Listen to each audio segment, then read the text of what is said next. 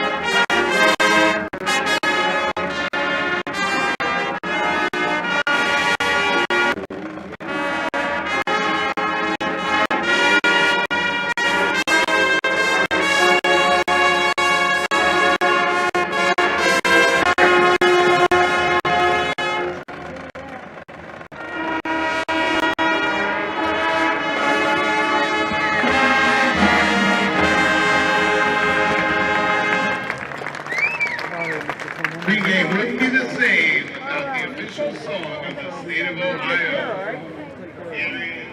Hang on, Sloopy.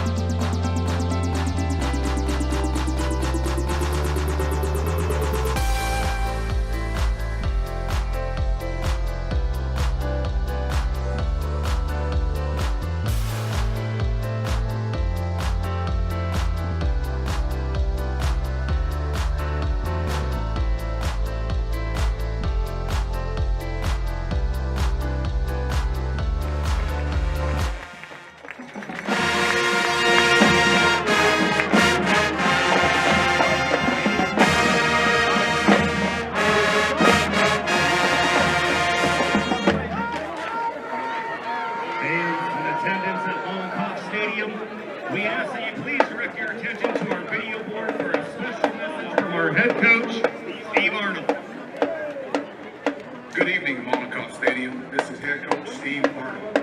First of all, I would like to thank all of you for being supporters of our student athletes. At last week's game, there were some issues that our district administrators and I would like to address. The first issue is to please sit in every other designated row. Sitting in every other row is consistent with our local health department guidelines and allows us to put more fans in the stands than last season. Secondly, any student not in high school should be supervised by their parent or guardian throughout the course of the game. And finally, the Ohio Revised Code does not permit smoking on our campus. Molotov Stadium is a smoke-free and drug-free environment. In conclusion, every fan deserves to have a great game day experience at Molotov Stadium, enjoying our band, cheerleaders, and the game. Thank you, and go Raiders.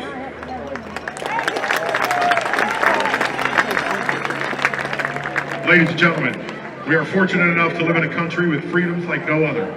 At this time, we ask those who are able to please stand, and for all the gentlemen to remove their hats as we honor America and those who have fought and died defending these freedoms as the Warren G. Harding Marching Band, under the direction of Mr. Reed Young and Miss Heather Cerny, play our national anthem, the Star-Spangled Banner.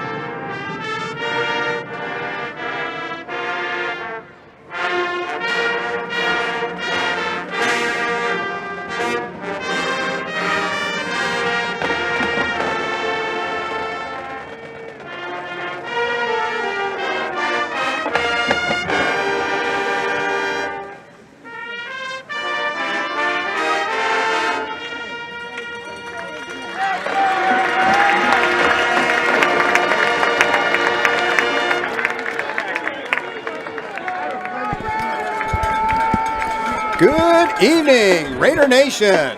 Once again, we are live at Molotov Stadium as your Harding Raiders play host to the Golden Bears of Youngstown East. Nice job once again by our Raider marching band with the Star-Spangled Banner as they clear the field and we get ready for tonight's kickoff.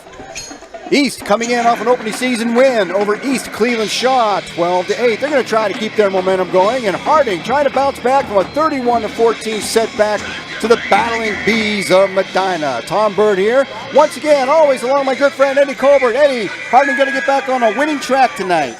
Yeah, the team, you saw some of the articles written. The team, always starts out with those big games to begin with. Gets them ready, kind of sets them in for the rest of the year. Always had a good week 2 here under Coach Steve Arnold. Looking to get back on in the winning column today against our friends from the East over there in Youngstown. Hope to see a great game. Last week against a very tough Medina team.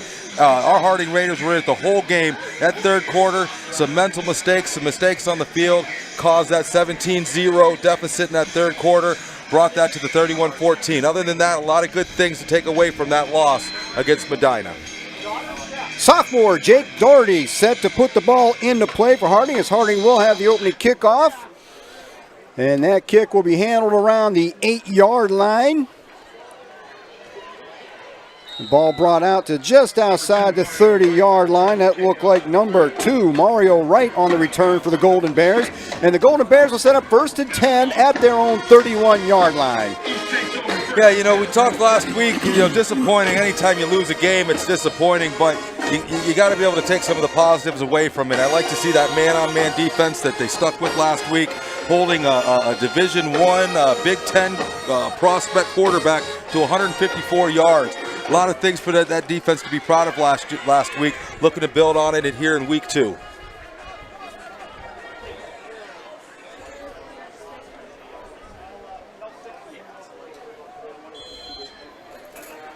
And number 7, Andrew Blackman, sophomore, in the shotgun for East as he gets his offense going. He drops back to pass on the first play, looks over to the right and overthrows number 21, Frank Harris Jr.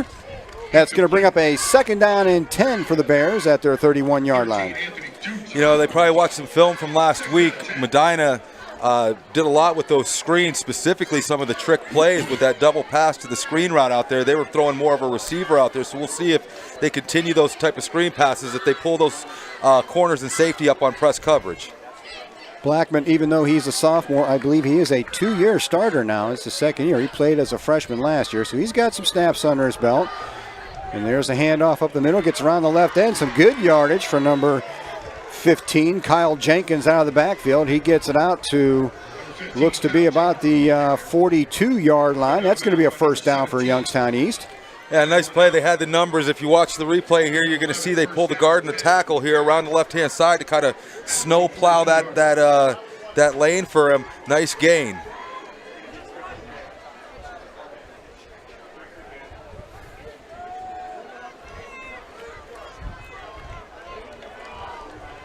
First and 10, Youngstown East at their 42-yard line. And Blackman drops back to pass once again. He's under some pressure. He's going to tuck it in and run. He's going to get back home maybe just beyond the line of scrimmage where he gets hit. That's going to bring him about a 2nd down and 8, maybe a 2-yard gain right there. Yeah, interesting look. Comfortable with the front 4 there, being able to take care of things with the 2 linebackers set. If you looked up to that left-hand side there when they had the twin receivers up there, opposite of last week when you had those big, strong wide receivers from Medina, they went man-to-man.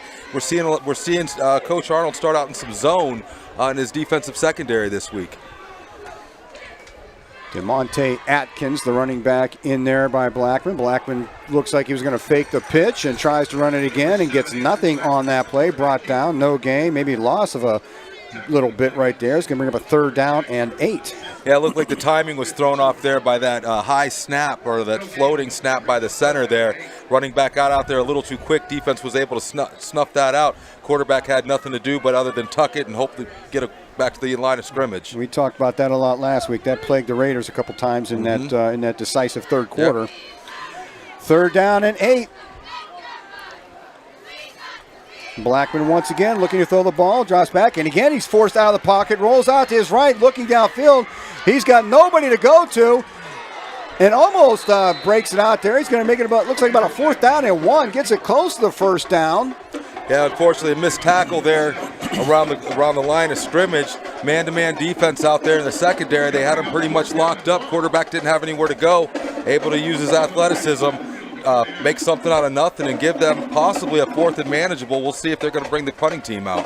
Blackman gets about 7 yards on that scramble. It is 4th down and 1, and it looks like they're going to go for it early. Yeah, this is discipline earlier in the season. Gotta watch the ball. Don't go for the hard count. This might be a trick just to see if you can get them to jump off sides. So far, the offense is out there, and looks like we're going to get a timeout, and East is going to talk this one over a little bit more. Well, at this point, you would think you better go for it. You don't want to burn a timeout just to come out there and punt on a 4th and 1. Yes. So a lot of time now for the coaching staff to talk to the defense and really get into their heads. Don't go for that hard count. This is a play, even if they run the play. If I'm the coach, I'm going on 2 or 3. I'm going to see if I can get a free 5 yards, give me a free 1st down. Maybe don't even have to snap the ball. Well, we've got a break. Last week, unfortunately, I know the 7th grade Gold team was able to get in a game, get some time in, but unfortunately for the 8th grade, the Black team, we had some rain on Wednesday. You might have heard. Just a little bit. And I saw some pictures of Mollenkoff that I'd never seen before. The amount of rain that was on the field, but kudos to all the workers that were able to get this field ready for this game tonight under such short notice. But just a great effort by everybody together to be able to get this field and everything taken care of, to be able to get these kids out here on a Friday night. East offense back on the field. It is 4th and 1 at the Raider 49-yard line, and Blackman is going to move up under center for this one. And he's going to keep it.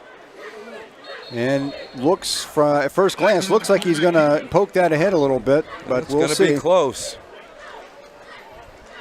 The initial official come in there looked to be beyond that marker. Just the right foot or the left foot. I think he's short. From here, it looks like they are short, and he is short, and the Raiders hold on 4th and 1. Couldn't have asked for a better defensive set there for the Raiders. Come out, bend, don't break, giving up a little bit of offense. And to be honest, they had those plays snuffed out. It was the athleticism of the quarterback that was able to get them some of those extra yards. But when it came down to it on the 4th and 1, they were able to just simple QB sneak. Big guys up front lowered their helmets, kept low, pinched in, kept them from getting something that should have been manageable there. Very, very good signs from this defense early on here in the first quarter. Blackman on 4th and 1 maybe gets a half a yard for the Bears. The Bears are going to turn the ball over on downs to the Raiders, and the Raiders take over 1st and 10 at their own 49. And Syracuse signee Dom Foster in at quarterback. Looks like Bryson Powell lined up right behind him. Foster rolls out to his left. There's a nice little pass out there. Looks like to that is Maurice Williams on that completion. And about 5 yards on 1st and down. Bring up a 2nd down and 5. Maybe call it 2nd down and 6. Last week we saw some quarterback by committee. Dom Foster came out first drive, drove him down the field for the Raiders' first touchdown of the year. And then we saw some of the new kid, this Dallas Jet. Came in, showed the ability to throw the ball, showed the ability to be able to scramble out of some situations. So they've got a dual threat there at the quarterback position. We're going to call this 2nd down and 6 at the Youngstown East 47-yard line. And we have a whistle and another timeout for Youngstown East. They have burned 2 timeouts now in the early going. And we saw similar issues last week with the Raiders. I believe we were out of timeouts with about 7 minutes left in the second quarter. So, we're all still working out some of the jitters from the beginning of the season, but obviously something East did not want to have to try to burn that second timeout here with 9 minutes left in the first quarter.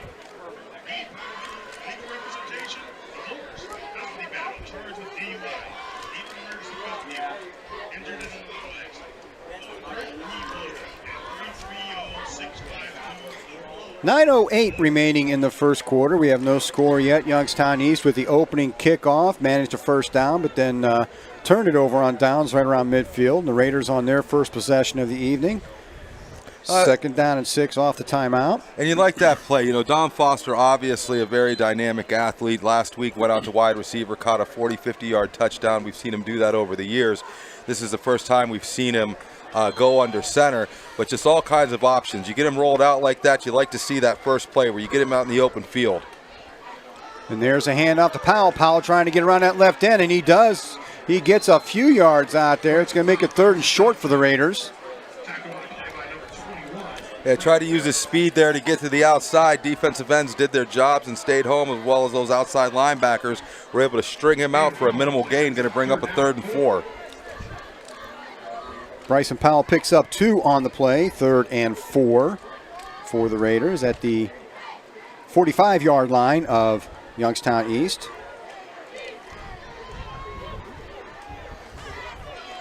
Kanye Red down here on the near sideline, wide out. Johnny Taylor up on top. Devin Boss in that slot position, number 6. Bryson Powell one more time behind Dom Foster, and Bryson Powell gets the call, and this is going to be close. He may have forged ahead for that one. Good hard running by Bryson Powell on that play. Yeah, great play call. You want to see a lot more of that. You look at kind of the undersized linebackers over here on the east side. You look at the size of that offensive line we've got there. You get a couple of those linemen on those linebackers, and you're looking at 15-yard plays and bigger. Really look to see Coach Arnold in this offense really be able to spread it out tonight. 1st and 10 Raiders at the 40-yard line. Powell did pick up the first down on that last carry. Pick up 5 yards. Foster looking to that left sideline. He's got Johnny Taylor over there for 7 or 8 yards. That'll bring up a 2nd down and short. Yeah, defensive back showed him a lot of respect there, probably 7-10 yard cushion. He was able to just curl up real quick. Don Foster saw him. Good arm to get the ball out there quickly to him. Nice gain on the pass there. Brings up a 2nd and 3. Really opens up that offensive playbook for the Raiders. 2nd and 3 at the 33-yard line. Foster looking over the sideline to get the play call. He's got Bryson Powell lined up to his right. And this is going to be all Don Foster around that right end. He's got a little room, gets it outside. Foster inside the 20. Foster down to the 10-yard line. Foster all the way down about the 6-yard line. There is a flag on the play. Looked like it was behind the play there. I didn't see a hold. Maybe somebody on the defense with a face mask.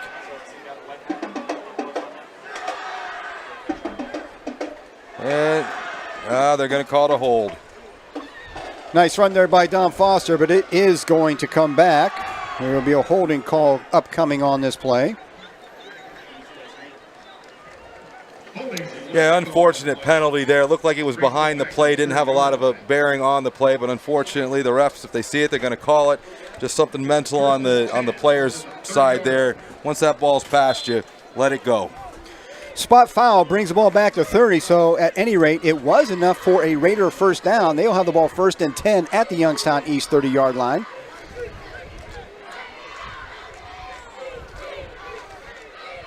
Tajon Wallace up there, lined up on top there with Johnny Taylor. There's the handoff up the middle once again to Bryson Powell. Powell breaks a tackle. Powell inside the 20. Powell's going to get another Raider first down about the 18-yard line. Yeah, once again, just talking about the undersized defense over there. You just saw Powell drag his defender about 5-6 yards there. I think they're going to have a lot of success up the middle tonight, and that's going to open up those outside, bring those middle linebackers up closer to open up some of those intermediate passes for quarterback Don Foster or Dallas Jett. 1st and 10, ball spotted at the 19-yard line.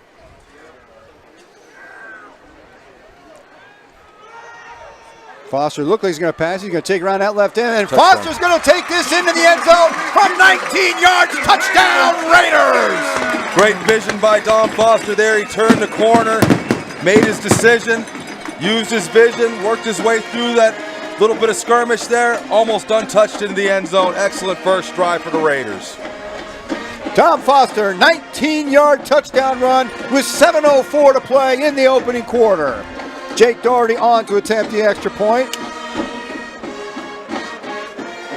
Yeah, really couldn't have asked for a better start. Like the mix of the pass, the run, getting that quarterback out there on the island there, letting him pressure the defense, finding those receivers quickly, really getting that confidence by completing some of those short passes. That's going to open it up to longer passes as the game goes on. Looks like a procedure penalty on the point after team, so Mr. Doherty is going to have to back that up 5 yards. And it looks like this will be a 25-yard PAT attempt instead of the traditional 20-yard.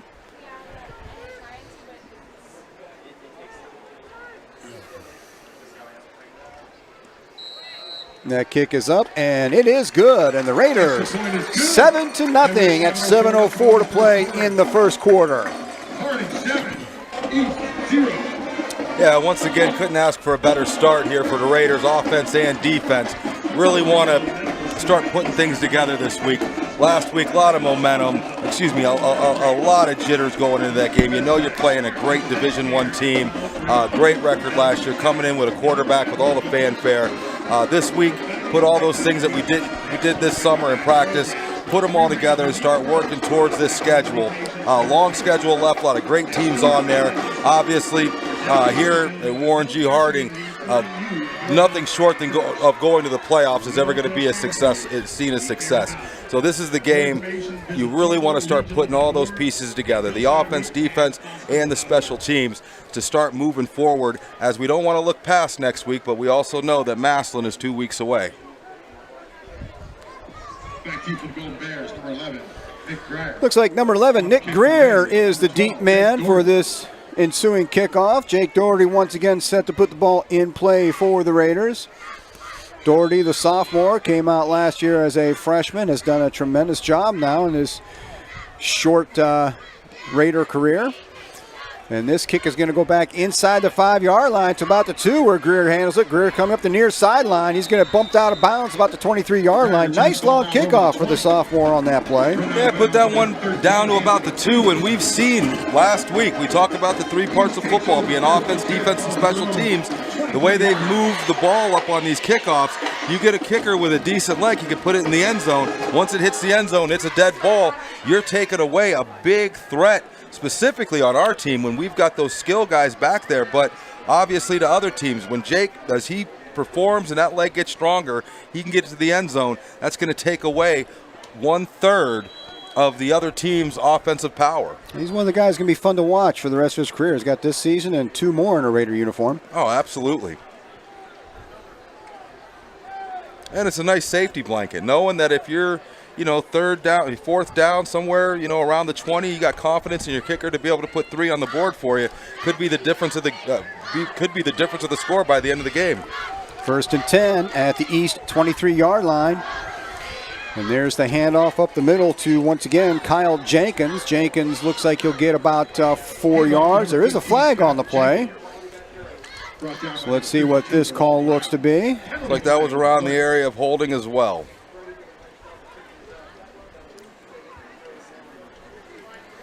Jenkins with a pickup of about 3 or 4 on that play, and it is indeed a call against the offense, so that ball is going to come back a little bit.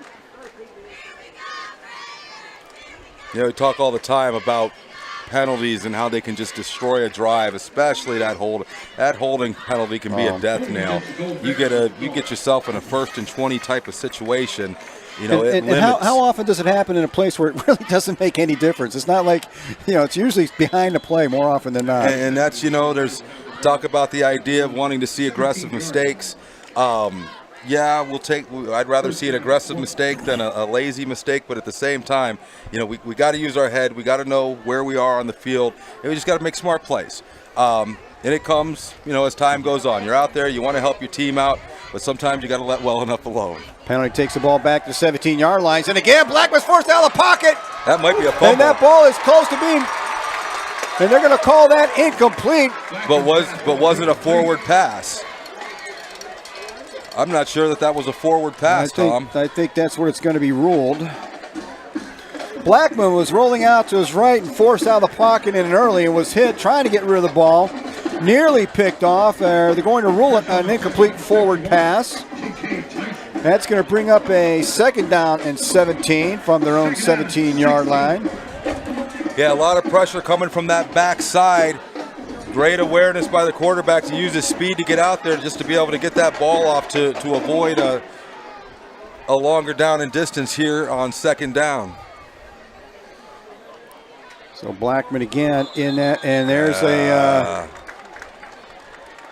and that's going to be on that. I think that left guard jumped. Nah, he was drawn. Procedure against the Golden Bears. Devontae McElroy, the sophomore, rushing up to the line, showing blitz, and that made the left guard a little bit antsy on that, and he jumped.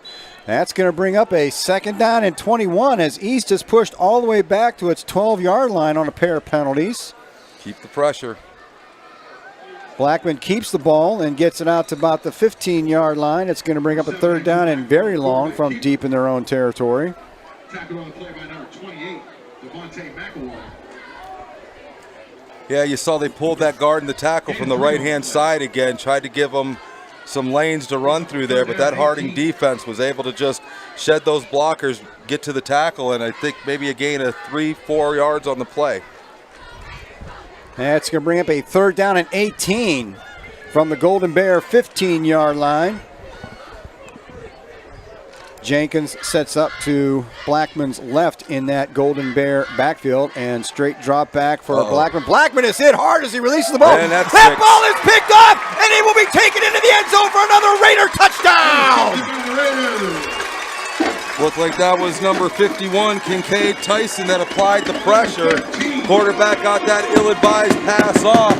Warren defender waiting right there for the easy pick 6. going to go up quick, 13-0 here in the first quarter. Anthony Dukes with the pick six for the Raider defense. 5:41 to play in the first quarter, and it is 13-0 Warren Harding.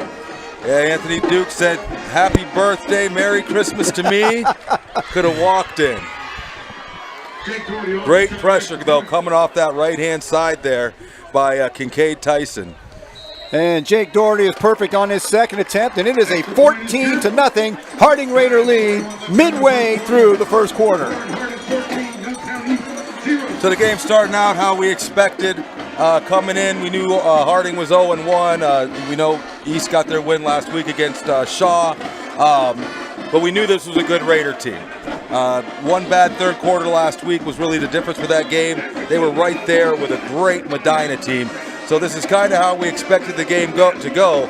But what we really want to see, we talk about it all the time, this is the game of just fundamentals, getting down, completing the play, following with your fakes, staying low on your blocks, everything that you've been coached. These are the type of games that you really sharpen those fundamentals to get you ready for some of these tougher games that are going to come up here in the future. Possibly get out early, get some of these younger guys in, get them experience. This is why the Dom Fosters of the world, why they're where they are today. They were able to get some experience at younger years to really get them prepared for these Friday nights while the lights and the spotlights are on them directly. Nick Greer once again back to receive the kick for Youngstown East. Doherty with a line drive kick. That's going to be picked up inside the 5-yard line. Greer coming up the middle. Now he's cutting back the other way. Breaks one tackle, gets it out to about the 25-yard line. 24-yard line, call it. Another thing to keep an eye on, Ed, as this game wears on this warm night. If you look across the field, there are not a lot of bodies on that Youngstown East sideline. Yeah, there you can tell the team's down a little bit this year. We talk all the time about in these first couple games of the year, we see a lot of cramp injuries just from the heat and the humidity. Body starts to dehydrate. You'll see them when they lift that foot up, start pulling it back, getting that calf stretched out. So it's just something that the east sideline is going to have to be even more aware of to keep these guys, keep the fluids in them, because obviously that bench is depleted over there, and you got to assume those are a lot of underclassmen standing over there as well. There's a handoff to Jenkins, and Jenkins maybe gets a yard and a half on that play. I didn't catch his number, but the big man down there in the front caught that count right. Able to get right past his defender into the backfield to blow that play up before it could even get started. Looked like maybe number 15, Robert Williams, I think, on that play. Second down and 8 at the 25-yard line. There's a handoff to Jenkins once again. This time Jenkins gets a few yards, gets it out past the 30-yard line. So going to bring up about a 3rd down and 3 for the Bears. Yeah, nice hard run by the running back there. Really just turning those legs, keeping them turning. Able to get himself an extra 2-3 yards on that play.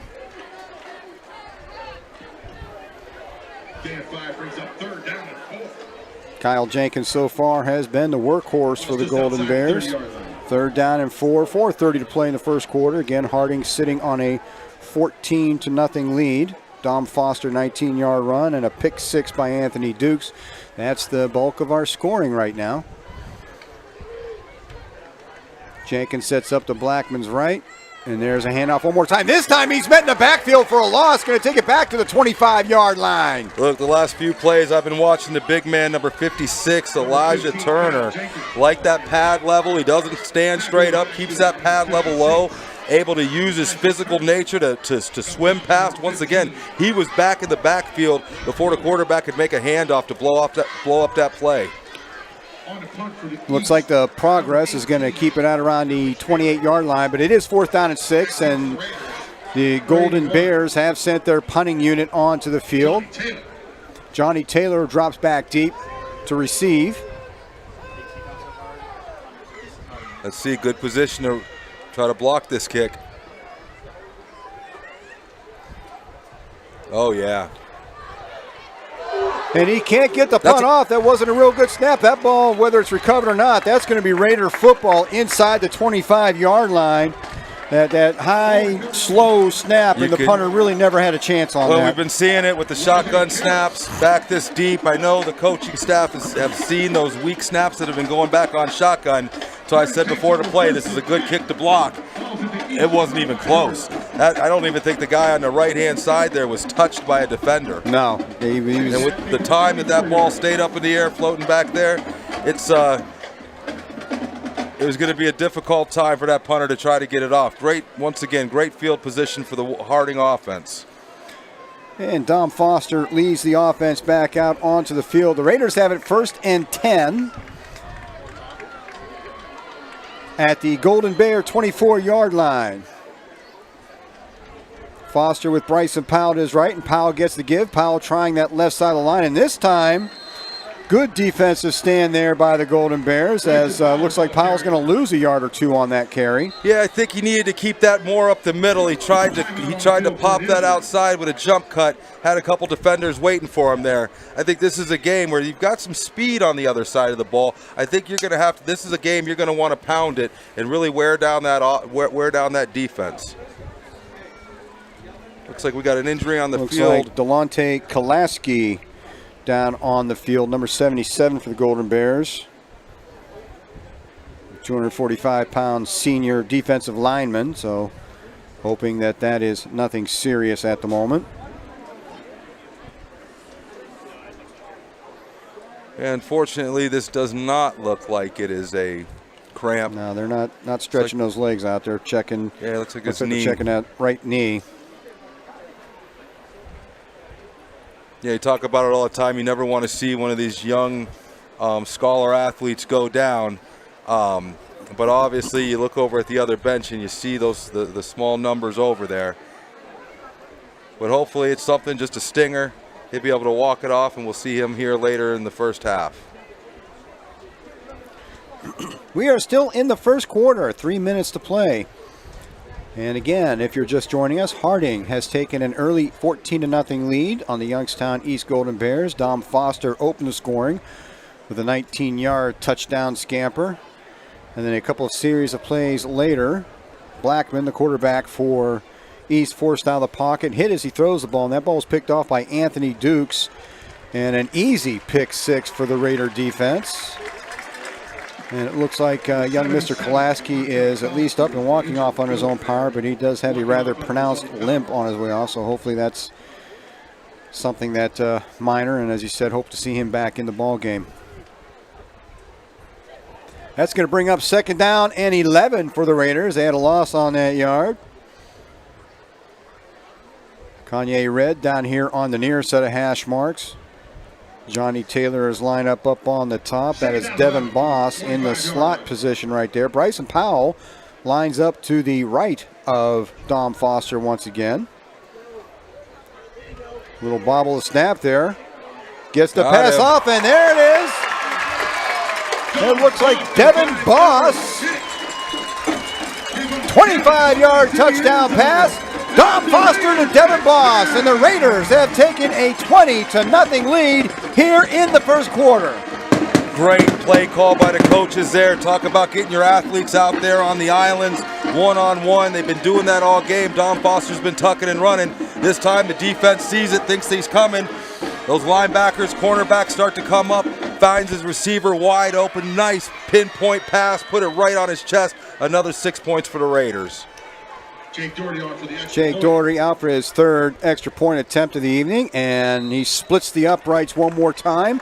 And the Raiders 21, the Golden Bears nothing at 2:54 to play in the first quarter. And Ed, it's not too much of a stretch to say we might see a continuous clock in the not too distant future, the way things are going right now. Yeah, you know, I believe from what I was looking up, I believe East is coming off of an 0-7 season last year. Brand new coach, I believe Azion is the coach's last name. Brand new coach. From what I understand, he did have some time here at Harding back in early 2000s, so he's familiar with the program.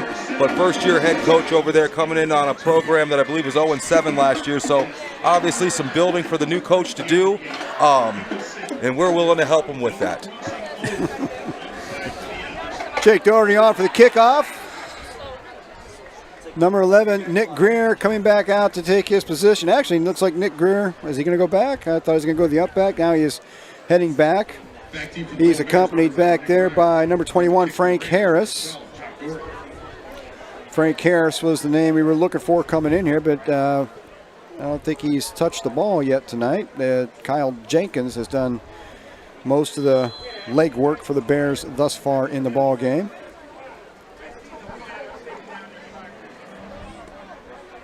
Nice high kick, and that's going to be taken inside the 5-yard line by Greer. And Greer is met at the 20, gets it out to maybe the 21-yard line, where the Golden Bears will set up offense once more. Now, Tom, you go to the other side now. If you're the Golden Bears, first thing the coach has got to explain to their kids, there's no such thing as a 21-point touchdown. You're only going to get this back one score at a time. So don't focus on the 21 points, because there is no such thing as a 21-point touchdown. You got to get 3, you got to get 7. You got to just start to look to put points on the board. If you're not putting points on the board right now, you got to look for positive drives. You got to establish that run game, establish the pass game. But right now, it's just eating away. How do they say you eat an elephant one bite at a time? Well, if you're the East Golden Bears, the only way you're going to surmount this deficit is one score at a time, and that's what the coaches got to get through to these kids, one score at a time. And again, Blackman and Jenkins in that backfield, and the handoff is to Kyle Jenkins. And Jenkins is met at the line of scrimmage by a host of Raiders, and there's going to be no gain on that play. That's going to bring up a second down and 10. Look like 3 or 4 linemen right there ready to meet young Mr. Jenkins on that carry. That's what you want to see. You know, if you're the defensive coach, I want 11 black hats on the ball every single play.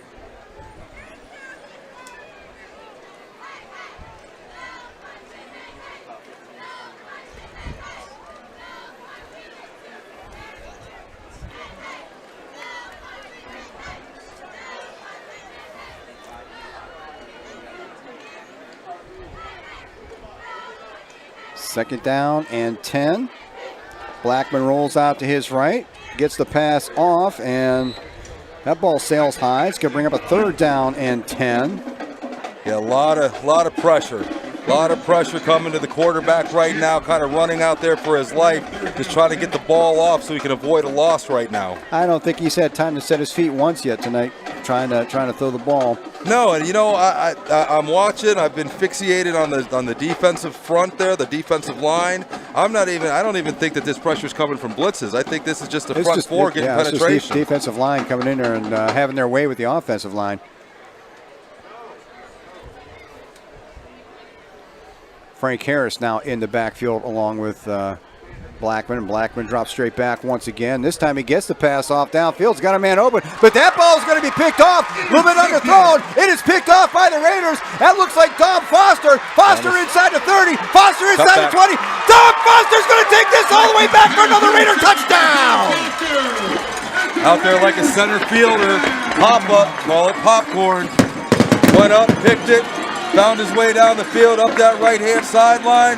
I don't think he was touched going in. That's going to put us up 27-0 here still in the first quarter, and I think you're right about the running clock.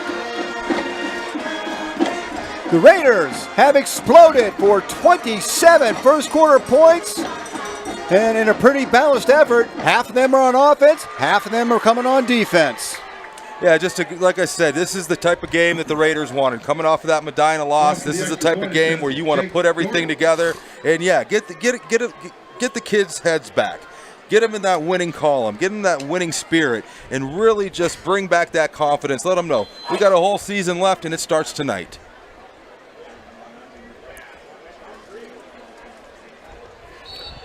Good strong kick there by Jake Doherty on that 4th extra point attempt of the evening already. Still a minute 43 to play in the first quarter, and it is your Warren Harding Raiders 28, the Golden Bears of Youngstown East, nothing. Tom, while we have a break, want to give a shout out to a good friend, Ricky Brummer. Him and his son Colton sitting at home watching the game tonight. I'm sure they're getting prepared for a soccer game this weekend with the Warren Soccer League.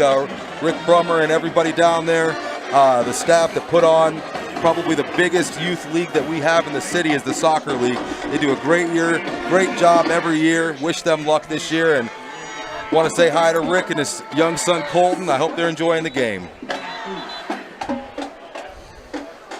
And indeed, a shout out to all the Raider faithful out there watching tonight, both near and far.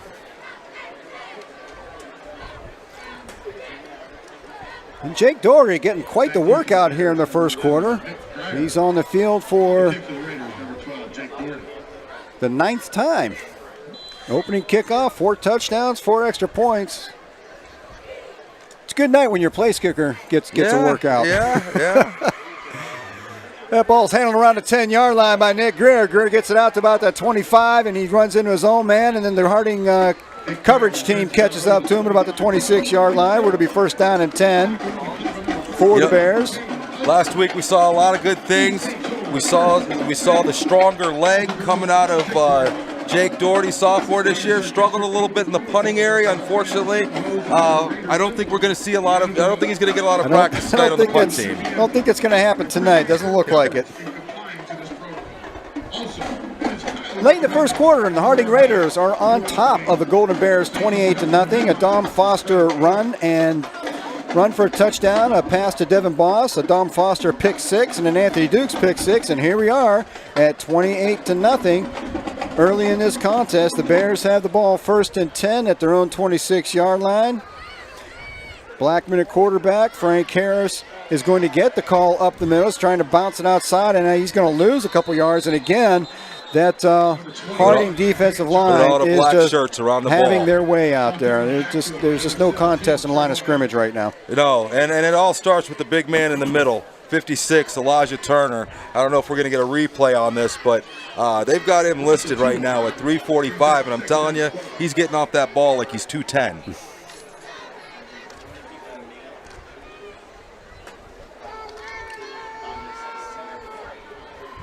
Brings up a 2nd down and 12 as we're under a minute to play in the first quarter.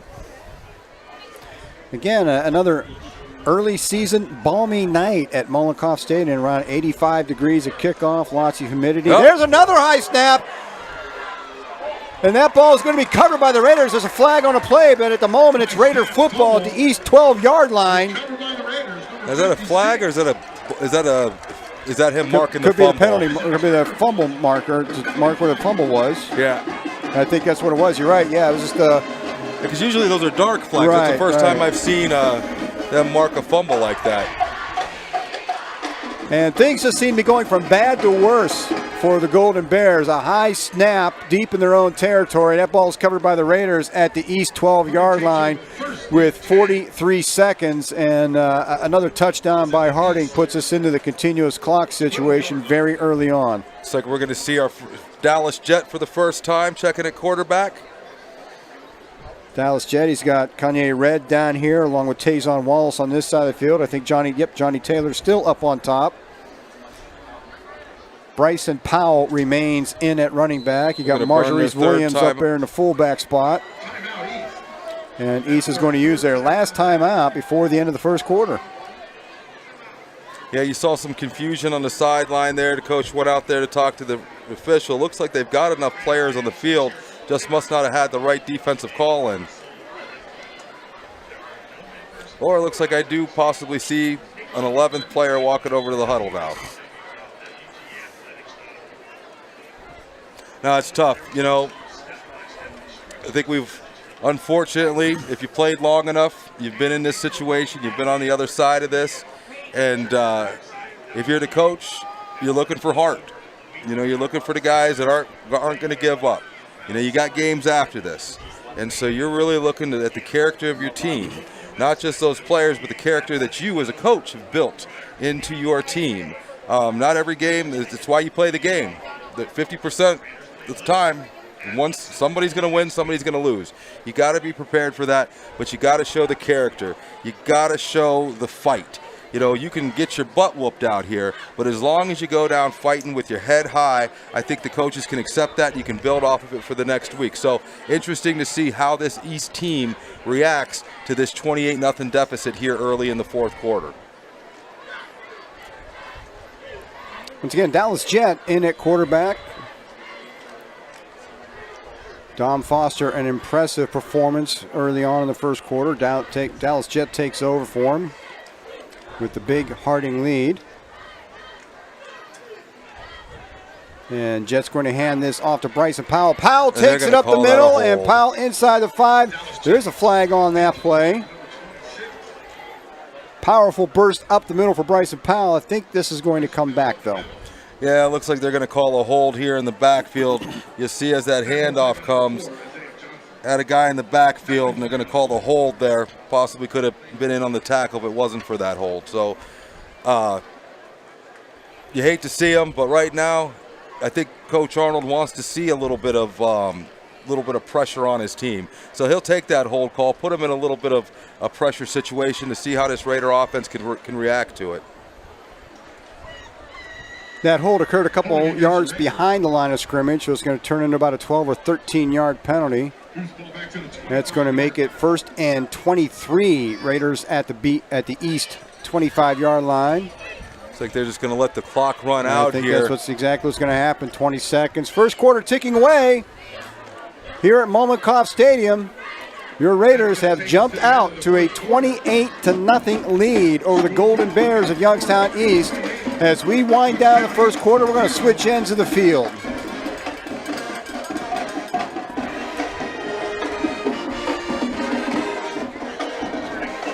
Dominating performance by the Raiders so far. Absolute total control over the line of scrimmage. Dom Foster with defense and offense has had a direct hand in 3 of the Raiders' scores. Anthony Dukes with the other pick 6. Yeah, the execution on the offense and defensive side have been excellent tonight.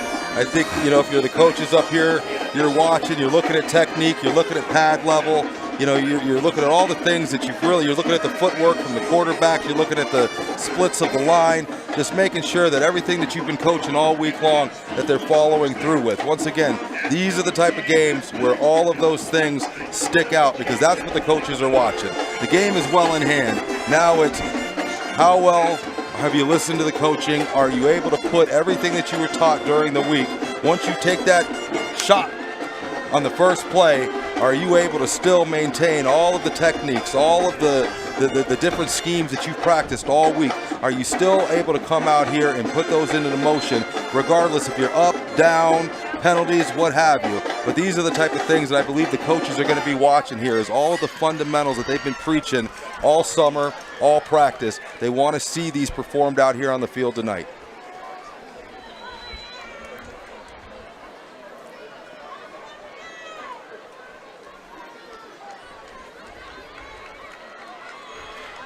First and 23. There's the handoff to Powell once again.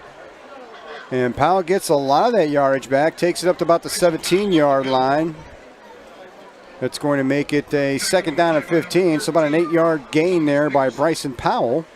Yeah, soft middle here on the Golden Bears defense. You can kind of see that from the beginning of the game. The outside, they do have some speed. The outside linebackers and those ends are containing. I think the bread and butter is right up the middle for the running game tonight.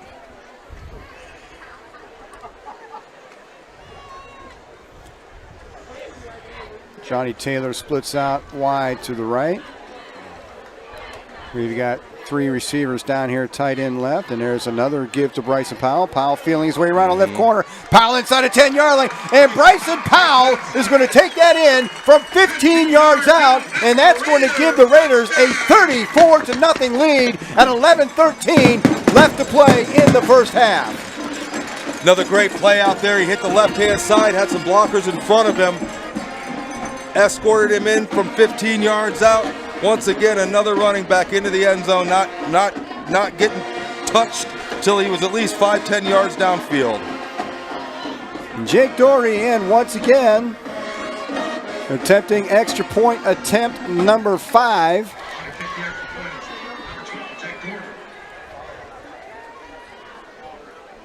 Oh, Bad snap. Oh, there's a little bit of concentration right there. Bad snap. Dory stopped, got the kick up, still put it through the uprights. give a lot of credit to that offensive line there. I was going to go. That's right where I was going with that. Gave him a lot of time to get that ball figured out, laces out and all that, and straight through the uprights. And at 35-0, I do believe that is going to put us into the continuous clock situation. And I wouldn't even be surprised, Ed, if we come out in the second quarter and the coaches agree to shorten quarters as well at this point. Yeah, I think we had a game last year. Maybe the team, was it the Canadian? No, it wasn't the Canadian. There was a team we played last year, and we saw a similar situation. You got a big lead like that. Clock's going to go continuously. It's just it's sweltering hot out here. Yeah. You know, we talk about, I always try to find something to talk about no matter how the game's going. So you talk about the fundamentals and all that. At the end of the day, you don't want to see any of these kids get hurt. No. They've got a long season going. Obviously, East comes in here in a rebuilding year against a very tough, hardened from first week Harding Raiders team. You don't want to embarrass anybody. We're just out here to compete, have fun while doing it, and hopefully come out with the W. So I agree. You're probably going to see the shortening of the quarters as well as that continuous running clock. A little pooch kick that's picked up, or bobbled rather, right there at the 27-yard line. Forced out of bounds over there, right around maybe just inside the 40. That was 26. DeMonte Atkins picking that up. You know, the tough thing, too, though, is the reason why they do the running clock, the reason why they do the shortened quarters is because when you look over across the field here and you don't see the depth on the bench, Coach Arnold is not going to start putting in sophomores if East can only keep in juniors and seniors. We obviously don't, we're not trying to run a score up, but at the same time, we're not trying to get our younger kids hurt if the other side is not able to kind of acquiesce and put in some of those younger players as well.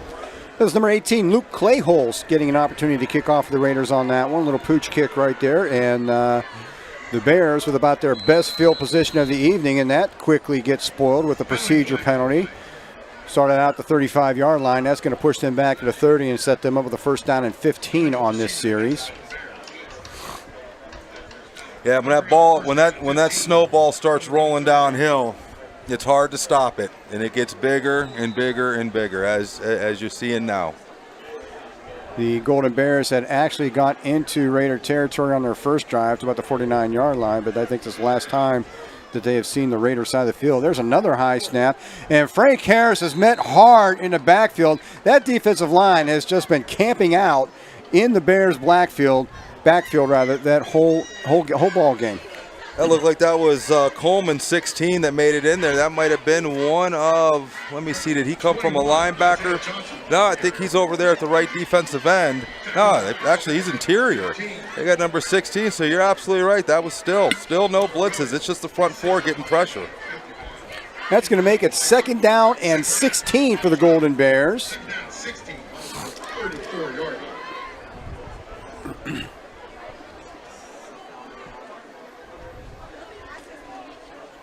And again, Blackman still in at quarterback. Little screen pass out here. And they've called that a backward pass. Yeah, that pass was dropped and picked up and still advanced. So that pass did go backwards, and that was to number 4, Isaiah Johnson on that one. Interesting call from our angle. That definitely looked like a forward pass, but the officials right there called it a backward pass, took a friendly bounce to the running back, able to pick it up and salvage a little bit out of nothing. I think he still actually lost a yard on that play because they didn't call it incomplete. So it brings up a third down and 17 for Youngstown East. And right now, the East Bears just simply cannot get anything going against this Raider defense. I believe the 2 times that they threw downfield, I believe they were intercepted. Blackman was looking to throw. He's got no place to go. He's going to be sacked back about the 23-yard line. And that's going to bring up fourth down and miles to go, which is the last thing the Bears need right now. And it looks like the quarterback there's number 7's coming up with a little limp in his step there. Hopefully he can walk that off, and we'll see him here on the next possession. That's going to make it fourth down and 22, and the last time the punt team came on, it seemed to be a very slow floating snap that never gave the punter a chance to get out. So we'll see what happens this time for the punting unit for Youngstown East. And Harding is going to use their first timeout of the half. Now, you remember last time Golden Bears lined up to punt, we could kind of see it beforehand that they had a good chance to block it. With a 35-0 lead, we'll see if Coach Arnold calls the dogs off or if he calls that Warrior defense, sends them in there and gets that block. 8:37 to play in the half. The Raiders have exploded on their way to a 35-0 lead here against the Golden Bears. And we are already into that continuous clock scenario with the 35-point lead. Yeah, it's interesting. We'll see when they come back out. We'll watch the defense here. We'll watch the punt, and we're interested to see. I assume we've probably seen all we're going to see of Dom Foster, at least at the quarterback position. Maybe send him out there to wide receiver, but it looks like this is going to be Dallas Jets' game for the next half and 2.5 quarters here. So it'll be interesting to see someone. First year here, saw a nice spark from him last year. Look for great things for him to come to the future. And there's a little better snap, and again, a hard rush by that outside man. Johnny Taylor's going to pick that up the 45-yard line, get a couple yards, gets it to about the 42. So punter did get it off that time, but short punt. And the Raiders again with the ball on the Youngstown East side of the ball field.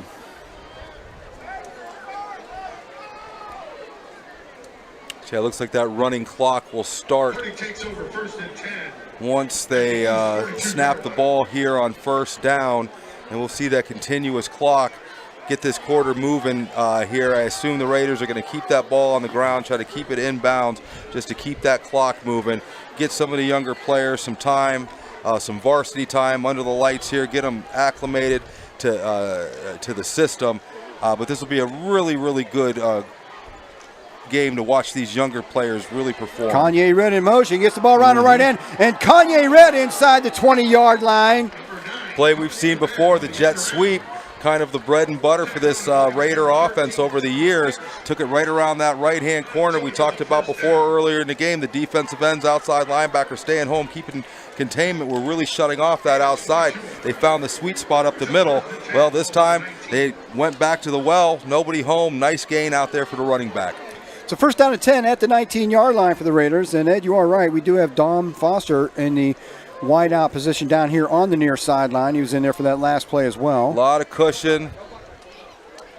Looks like he's got a safety over the top there, but that safety looks like he's focusing inside. He might have something here with Dom Foster on the outside with a one-on-one matchup.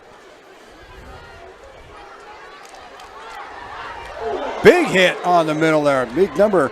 That was number 59 for the Bears. Number 59, Rob Artis. He lowered the boom on number 33, Orion Dukes. Orion Dukes, a ball carrier, and he took a smack. Talked about the younger players getting in. Orion Dukes, sophomore, got him listed here at 5'10", 160. He got introduced to varsity play on that one right there, but took that hit, got back up. He's ready for the next play. Still got 6 yards on the carry. Second down and 4 at the 13. Dom Foster once again down here on the near sideline. And this time Dallas Jet keeps the ball. Jet's going to go down for about a 2-yard loss back around a 15-yard line. Yeah, one of the first, 2 plays in a row. That big hit out there might have put a little spark under that defense. Maybe a little, too late. But 2 positive plays in a row for the from the Golden Bear defense. At this point, I like watching the fight in them. Third down and 6 at the Golden Bear 15-yard line.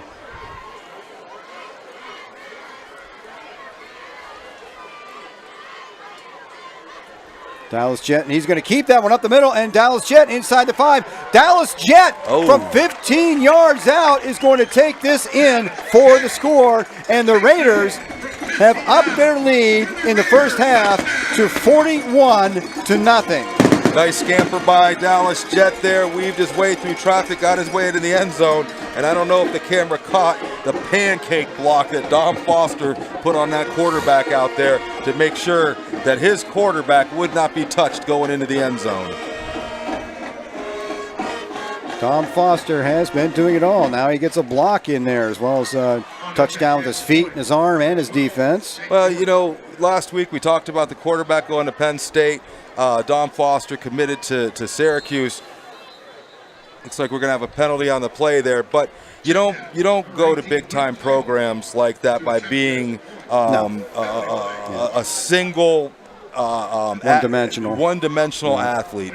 You know, we've always known Dom Foster as a wide receiver. This year, he jumps into the quarterback role because it's what his team needed, and you see it out there. I'm telling you, when I played, my coaches said, listen, they know you're fast, they know you're strong, they know all that. They want to see if you can block, because that is a major dimension to being an offensive player. You can run the ball, you can catch the ball, you can score the touchdowns, but are you willing to do the dirty work and get down there and block for your teammates? Colleges see plays like that. That's why he's going D1. Extra point attempt is good. That was Luke Clayholz in. And there it is. Big block by Dom Foster to make sure that Dallas Jet had smooth sailing into the left corner of that end zone. Luke Clayholz in relief of Jake Daugherty, and he keeps the Raiders perfect on PAT so far tonight. It is a 42-0 Raider lead, and we are still just halfway through the second quarter. It's a good night when even the sophomore gets to have a seat and get some of the other players in there. And Clayholz will remain in, and he'll handle the kicking chores at this point. Little pooch kick the last time. I don't know if that was intentional or just didn't make good contact. We'll see if he sends it downfield a little bit further on this kickoff. Once again, Nick Greer, number 11, is back for the Golden Bears of Youngstown East. As Luke Clayholz now gets set to put the ball in play for the Raiders. And that kick is a little bit deeper. That's going to be handled at about the 20-yard line by one of the upbacks. He's going to get it out to about the 30-yard line before he's dragged down. And brought down hard. He's not getting up after that hit. Try and get a number for that young man down there. I'm not sure who that was.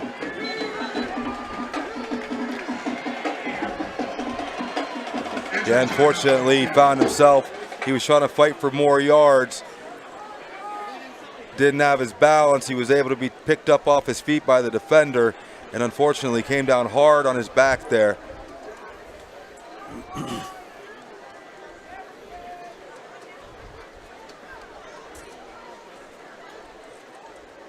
Well, now that the suns went down, temperatures dropped a little bit. A lot more comfortable out here for the Raider faithful. Decent crowd, you know, with COVID still limiting the amount of tickets. Just to remind everyone, I believe you can no longer buy tickets at the game. They do have to be bought online in order to enter the game. But I'm glad to be back here. Glad to see the fans in the stands. There was something about last year where, you know, I think the both of us can say we were proud to be able to be a part of bringing these games into your homes. But there's nothing like Friday night being out here under the lights, smelling the popcorn, hearing the band play, watching the cheerleaders and the majorettes cheer on their team. Just great to be back. That's number 26, DeMonte Atkins, who went down hard on that play, and it's good to see him up and walking off under his own power. Yeah, the way the kind of hit he took looked like one of those, you know, that it basically knocks the wind out of you. They'll come over, get your hands above your head there, get that, you know, give you some time to get settled, get your wind back into you. Hopefully we'll be able to see number 26 here later in the game. I'm sure you've had that a few times as well, Ed. I know I have, and it's a scary feeling. It's an agonizing few minutes when you just cannot breathe. The lungs just aren't functioning for the first few minutes of that, and it's like being underwater. Right, especially the first time it ever happens to you. Oh yeah, it's like being underwater when that hits you, and it's just. First and 10 at the 30-yard line for the Bears. And again, that dominating defensive front for Harding. And there's a late flag on that play as Frank Harris is brought down just beyond the line of scrimmage. Once again, number 56, Elijah Turner. Number 21, Isaiah Johnson.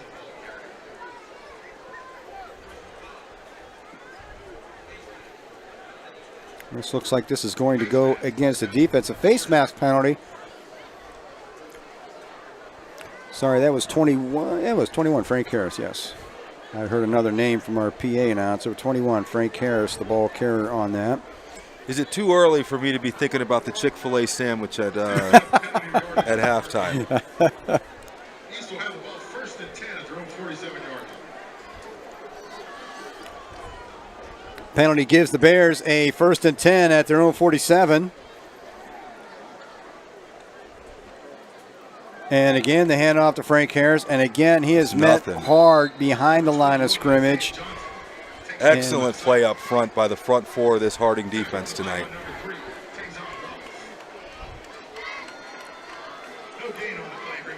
You know, last year they had Waldman. He was their big man in the middle.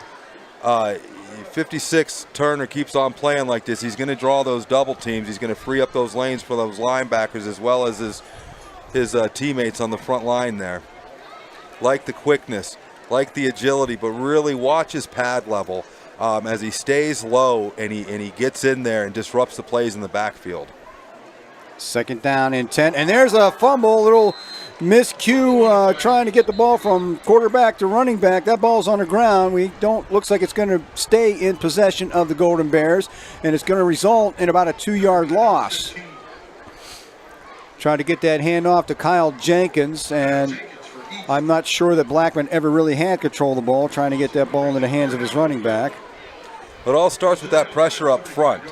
You know, the running back, trust me, I was a running back. He is well aware of the type of pressure and the type of penetration that defensive front four is getting on every play. So not only is he going for that handoff, he's looking to tuck and duck as he gets the ball, which is going to result 9 times out of 10 in putting it on the ground. And this time the handoff is to Kyle Jenkins, and again he is met behind the line of scrimmage, and there is just absolutely no solution for the Harding defense coming out of that offense. There's another man down for the Bears, and that's number 77 again. We saw him earlier with that knee, and he's limping on it again. That's Kolaski, who was down earlier in the ball game. Yeah, I really hate to see that.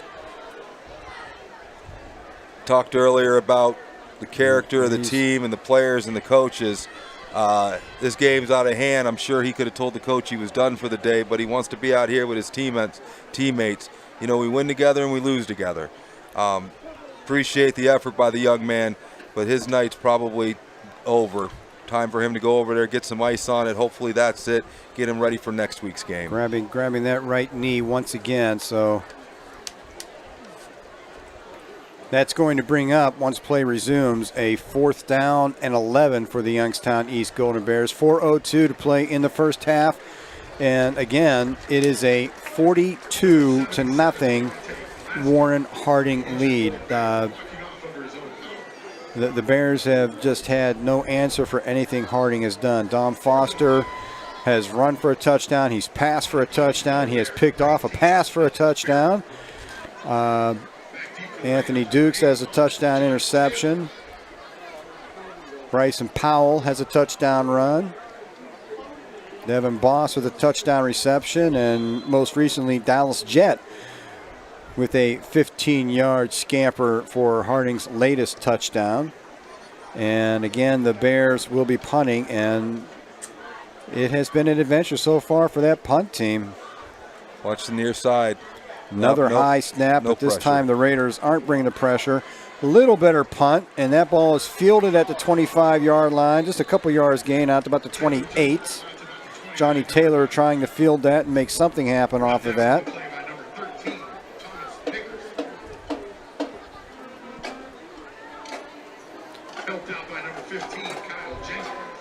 And the Raiders will have the ball once again on offense at their own 29-yard line, where it'll be 1st and 10 with 3:42 to play in the half. On the last possession, Dallas Jet took helm of the offense, able to, through a litany of run plays through himself, as well as running backs, were really able to attack this Bears defense, this Golden Bear defense. It's all culminated in a 15-yard scamper by Jet. We'll see what they come out in. I don't think we're going to see a lot of passing. I think we're going to see them keep the ball on the ground and really try to work some of these sophomores into the offense, into the running game. We still see Dom Foster down here on the near sideline in that wide receiver position. Kanye Red is also still out there. So some of the first team skill players are still in there, but looks like probably a new set of linemen. We have Dallas Jet to see who that pass is tipped. That was Maurice Williams in the backfield with Dallas Jet that time. Just pass intended for number 5, Maurice Williams. Ball's incomplete. 2nd down, 10. 2nd down and 10 upcoming. Well, maybe they don't have the continuous clock. That clock stopped on an incompletion. That's what I'm seeing too. I think there's a mistake down there. Definitely 42-0 in the first half has to be a running clock. I thought it was 35-0. And that's Maurice Williams around the corner, all the way down to the Youngstown East 40-yard line. Maurice with a big play to the outside there. Shout out to Miss Jackie Gore. Told me to make sure we pronounced his name right.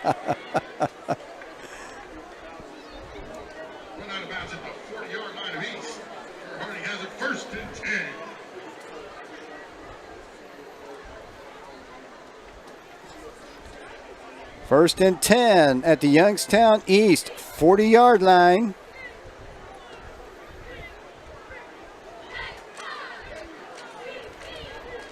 And that's Maurice Williams up the middle, and he again is through that line of scrimmage. That'll be close to another Raider first down, but we do have a flag behind the play, and that is in the position, generally the area for holding. So we'll see what the call is here. Yeah, that looked like it came from the back judge there. And as expected, that is a holding penalty. That's the initial signal. So that was up around the original line of scrimmage. He'll take that back 10 yards. Looks like it's going to be 1st down and 20 from the 50-yard line.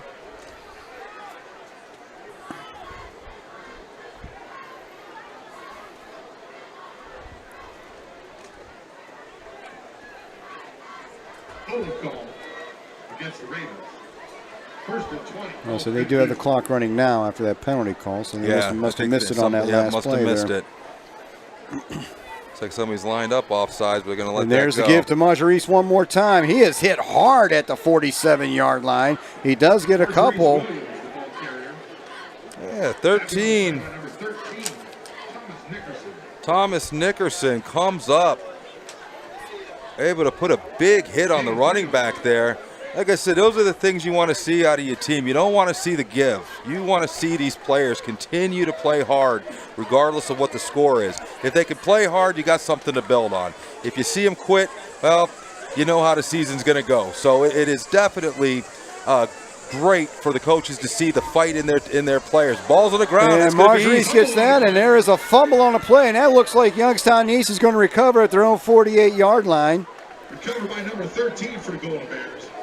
And that may be the first time tonight that the Bear defense has stopped this Harding offense. And it took a miscue on the transaction from Dallas Jet to Maurice Williams to make that happen. But nonetheless, it is Bears football 1st and 10 at their own 48-yard line. We're just under 2 minutes to play here in the first half. Yeah, some of the things you're going to see, obviously we've got some second teamers in there. Don't get a lot of the snaps in practice. So you're going to see some of those miscommunications. But, this is the future. These guys are the future, so they're going to get the work in here, get that all figured out. But not uncommon to see some miscues when you start to get the second and third teamers in there.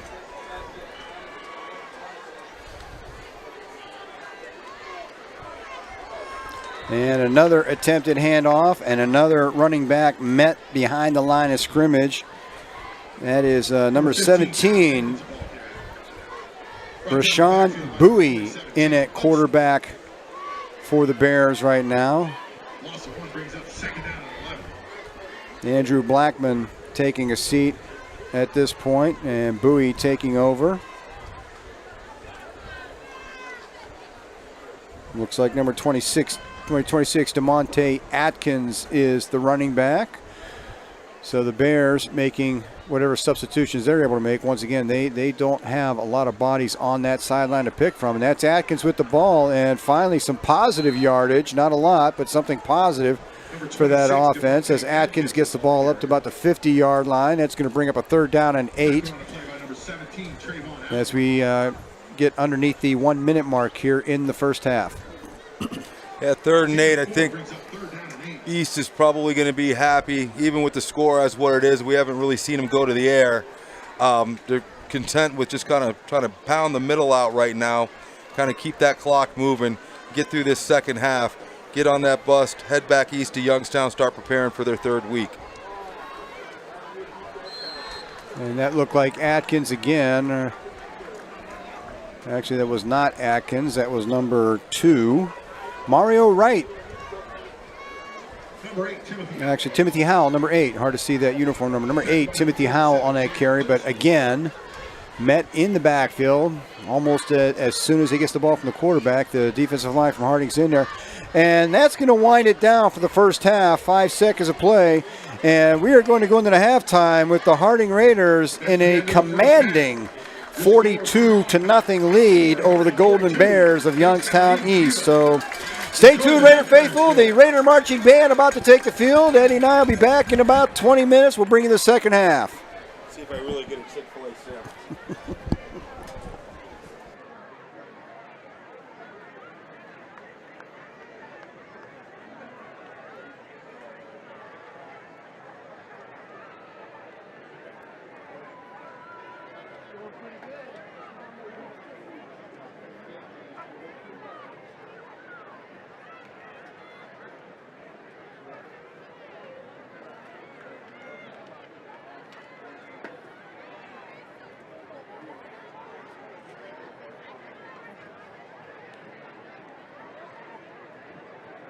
If you lost a key, please come to the press box to identify it.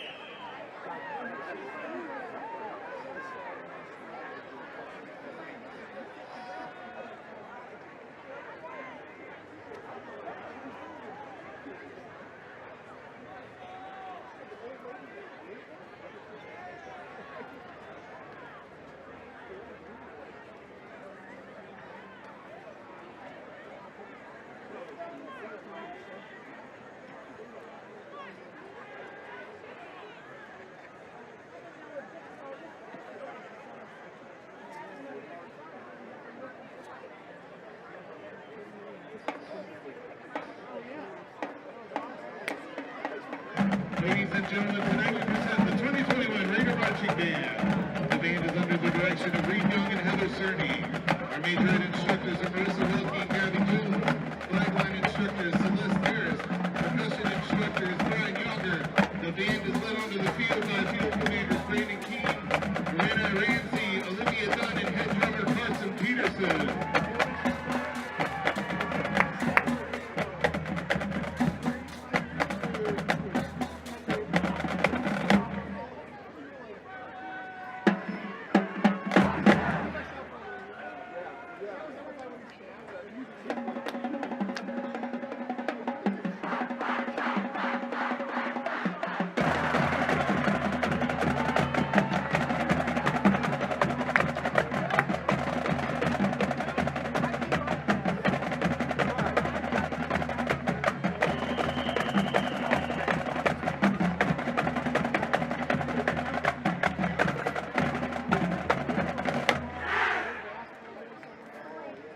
The Raider Band is proud to present our 2021 show titled We Like It, as we feature a variety of hit songs that we know you'll enjoy. Our opening song is widely popular with marching bands all across the country. We hope you like our version of the Chicago hit 25 or 6 to 4.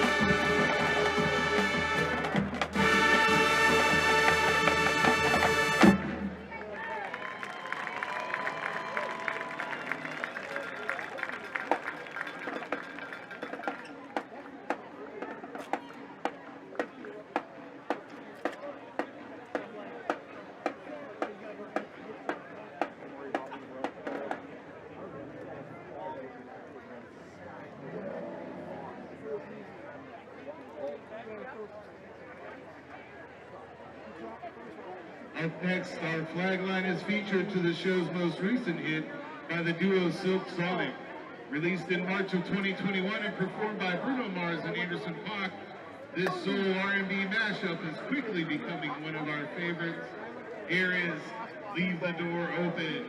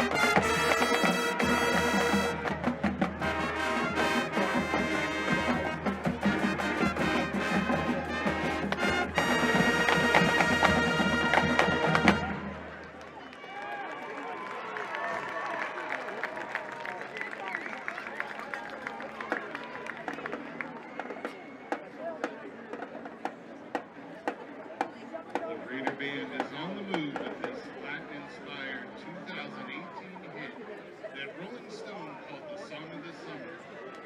Featuring Cardi B, this is Here I Like It Like That.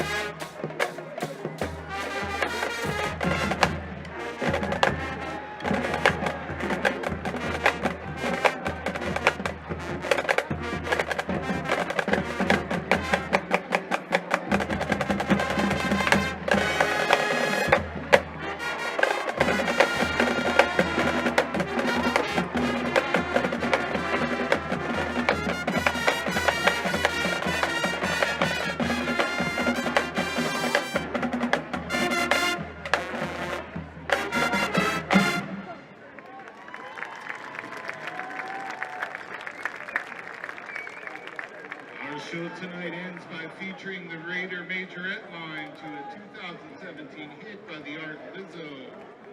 Here is Water Me.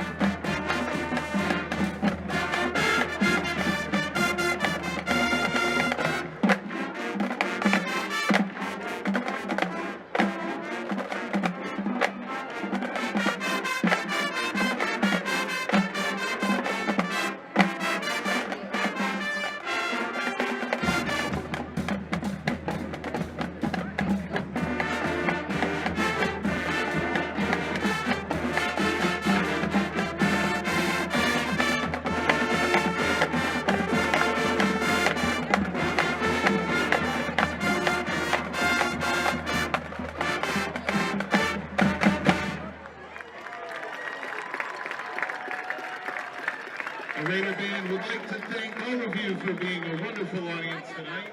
Now join us as we cheer on our Raider team.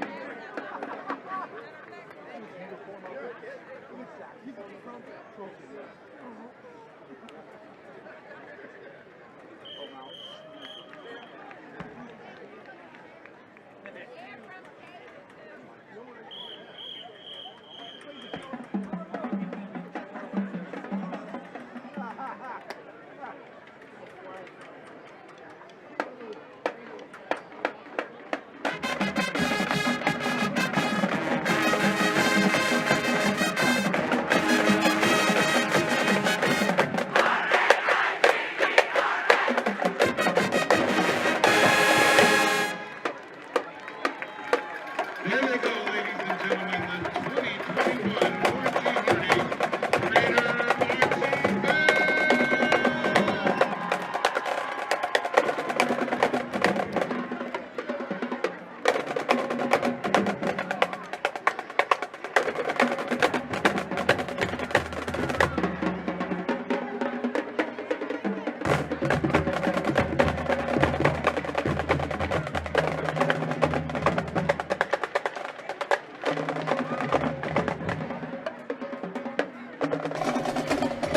Another stellar halftime performance by the Raider Marching Band. Youngstown East does not have a band accompanying them tonight, so that is the end of our halftime performance. Still about 7 minutes left on the halftime clock, so we'll have the second half here directly. Once again, if you're just joining us, the Raiders put on a varying display of fireworks en route to a 42-0 halftime lead. Pair of pick sixes, touchdown pass, couple long touchdown runs. All add up to 42-0 for the Harding Raiders over the Youngstown East Golden Bears. So we'll be back in a few minutes with the second half kickoff. The Raiders will have the ball to start the third quarter. So sit tight, relax, and we'll be back in about 6 or 7 minutes with the second half.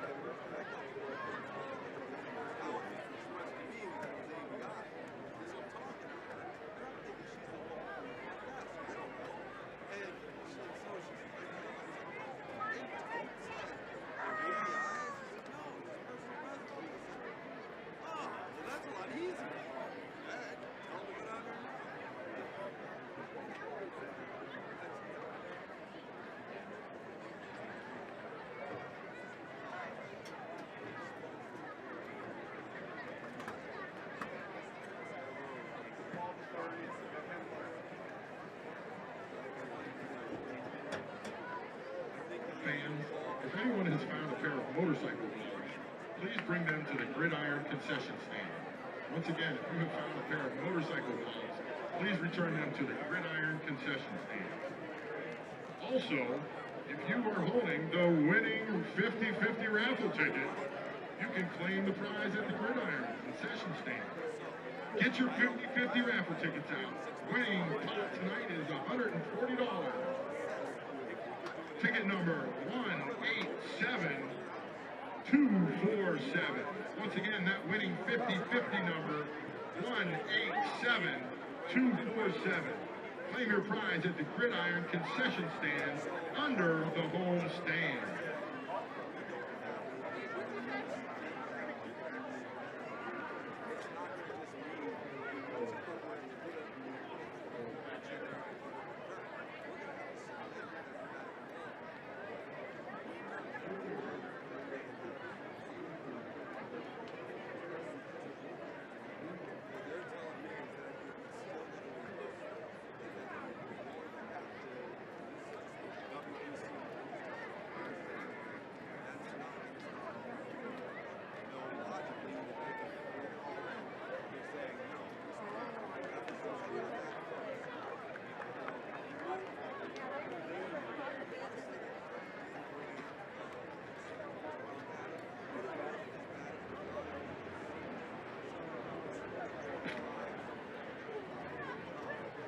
Ladies and gentlemen, for the second half, this game will now be played with a running clock per the Ohio High School Athletic Association point differential rule. The clock will be stopped after changes of possession, at the end of periods, when a score occurs, and for officials and team charge timeouts.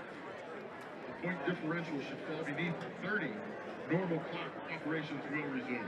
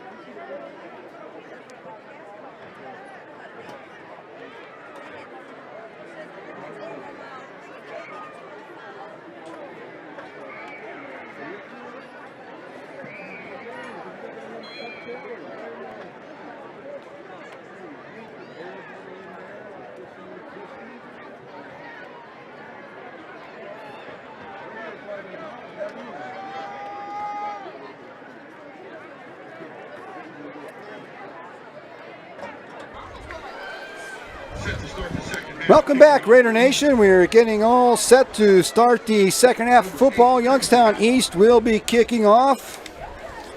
Looks like number 8, Timothy Howell, to do the kicking chores for East as they are kicking for the first time today.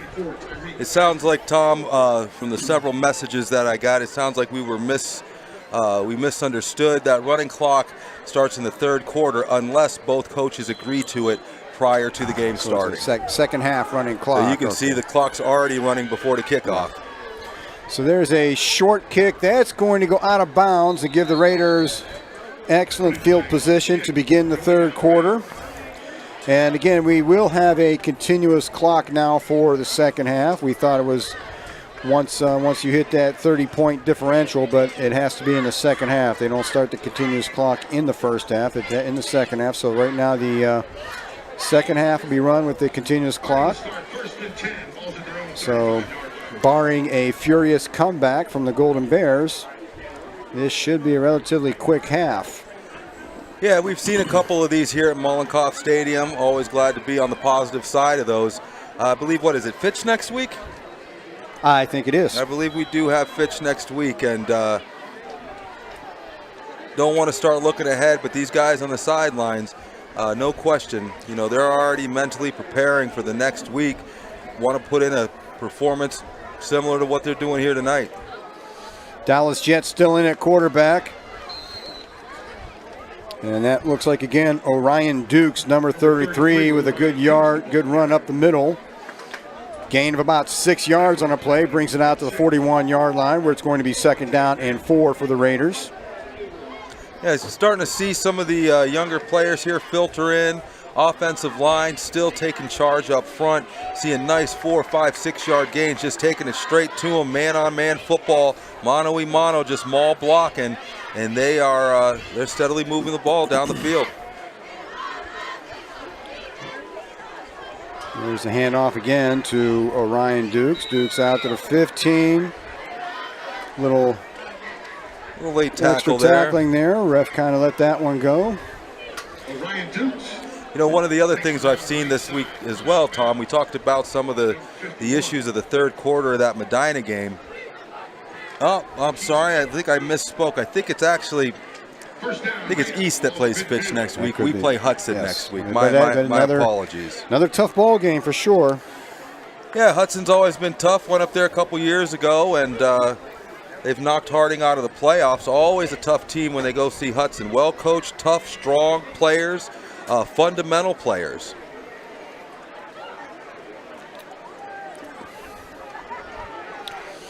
Orion Dukes lined up behind Dallas Jet, and there's a handoff to Orion again. This time he's met the line of scrimmage for next to no gain.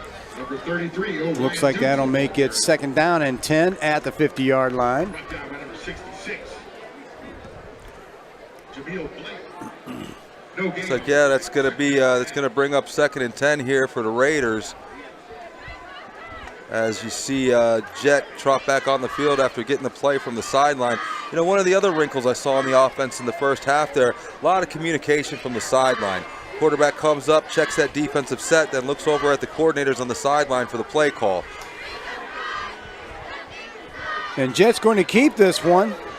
He'll get a couple yards, and he is hit hard. That East defense still trying to put some hits on people out there, despite the fact that they're down by 42 points. Well, we talk about adjustments at halftime. I'm not really sure if I was the coach on the other side, the type of adjustments I'd want to make. I think at this point is where we really start talking about finishing the game strong. Going out and trying to win those one-on-one battles with the guy over top of you. You're not going to win this game. You got to start to win small battles and build on that as you look forward to the next week. Tyreek Ivory lined up down here. Jalen Brown up on the top. And there was another attempt at that jet sweep, and that ball gets bobbled and finally knocked out of bounds. It's going to result in about a 7 or 8 yard loss on that play. That's going to bring up fourth down, and we talked about it earlier about maybe not seeing the punting unit, but I think we're going to get an opportunity to see him now. Yeah, you speak too soon. I will tell you, you mentioned Tyreek Ivory with 42 points on the board. Hard to believe that we haven't called his name until here midway, basically, through the third quarter with the running clock. But, you know, I'd started to make the point in that third quarter, one of the issues were those snaps. And one of the things I've seen tonight are hard, clean snaps back to the quarterback. So obviously, whatever the issue was in week one with the snap from the center to the quarterback, Coach Arnold and his staff were able to correct that. And there's a good positive punt for Jake Doherty right there. Fair catch at the 19. So Doherty, who was kind of shaky on a couple of punts last week, there's a nice strong punt down to the 19-yard line. Good snap. Everything executed well in that punt situation for the Raiders. It'll be first down at 10 for the Golden Bears at their own 19. Clock at 6:45, and again continuing to run here in the second half.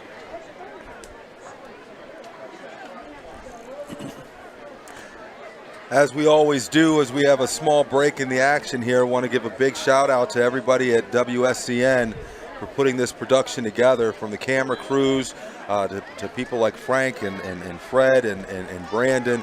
Just really appreciate everything that goes into bringing this broadcast to you every Friday night to allow us to come into your homes to enjoy these Raider football games. I've said it before, Ed, you and we're just icing on the cake. Yeah. the students here, they're the backbone, and they do the work. And we have camera crews, we have a couple on-field cameras. We've got students down in the classroom in the building, kind of our control center down there, calling the shots, feeding up these replays, keeping the graphics going. And I've said it before, and you won't find a better broadcast of high school football in this area. No, this is, they got us, I think you and we've been doing this for a number of years now, privileged to be able to do it. But you've just watched it improve every year. I hope you and I improve every year. But you watch it. I mean, we're just getting older. Right. But you look at some of these, I just look at the graphics as we're watching the screen it's here. Amazing. Their ability to bring us replay. The stuff that Brandon Giovanni does with the production on the scoreboard. I mean, this truly is a pleasure to be a part of this, and this historic program deserves a historic broadcast, as a great broadcast as you're seeing, and just hats off to everybody involved that bring this to us every single year. Last year, being able to get into the homes and show parents and relatives that weren't able to make the games because of COVID, this was just an excellent opportunity, and the spotlight has been on them, and they have shined. It's just a big shout out and congratulations to everyone involved that brings this program to us at all the Harding home games. That was a 3rd down and 9 play for a loss and 3 quick plays, and the East Bears are facing a 4th down and 9 at their own 20-yard line, and that's going to bring on the East punting unit once again. So still the offense just simply not being able to accomplish much of anything against this Raider defense tonight. Just terribly outmatched. Let's see, looks like they're going to hold back on a rush. Still took us. Even without the rush, that punt's they're gonna need to work on that, getting that snap back there, and that punter getting the ball off a little quicker.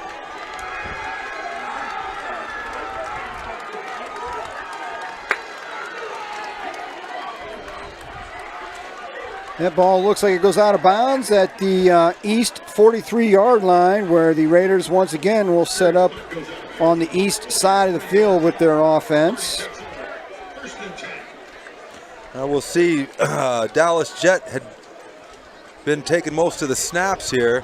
We'll see if they've got any of the younger players that they're going to bring in, get into the backfield as we wind down this third quarter here with a running clock already at 3 minutes left.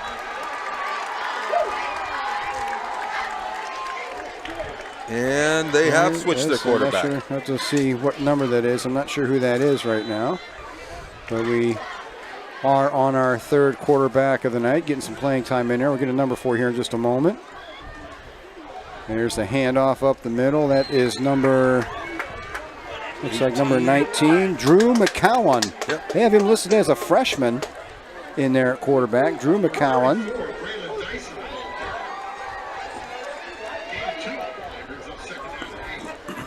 Drew McCowan, not a player I remember last year. My son actually is in the 8th grade last year, but played up on the black team.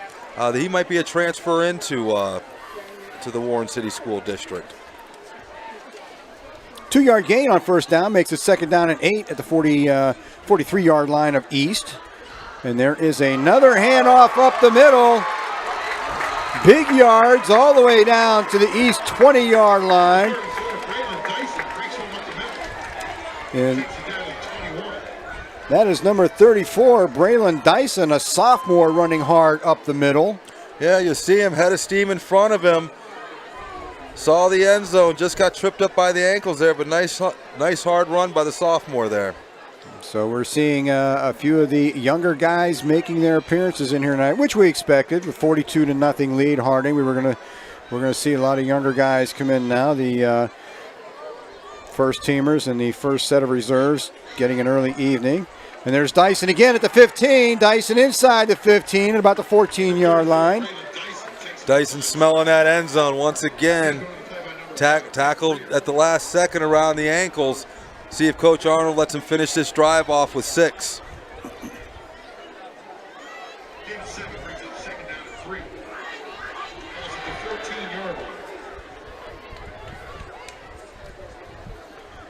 McCowan bringing the play in. Drew McCowan, a freshman, in at quarterback now for the Harding Raiders. We still see, looks like Tyreek Ivory down here on the near sideline still.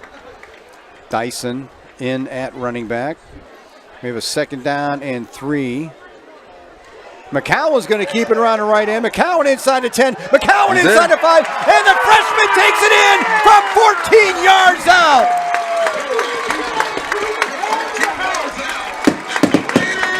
Drew McCowan. Drew McCowan, freshman, not taking any time to put his stamp on the game here. That's a straight run from the beginning. He tucks it, ends up around the right side. Couple blockers out there, able to shift a little bit, scamper in for a 15-yard touchdown. Proud moment for the freshman. Good mobility for the young man out there. Another quarterback that can get out there and run around. And I believe we probably still have Luke Clayholes in.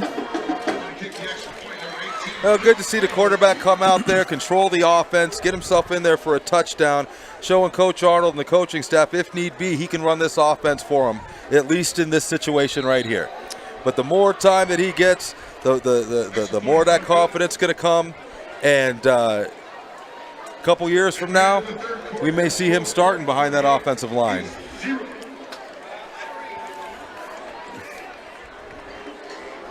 Luke Clayholes does not connect on that extra point attempt. So it is a 48-0 Raider lead, and with the continuous clock, that is the end of the 3rd quarter.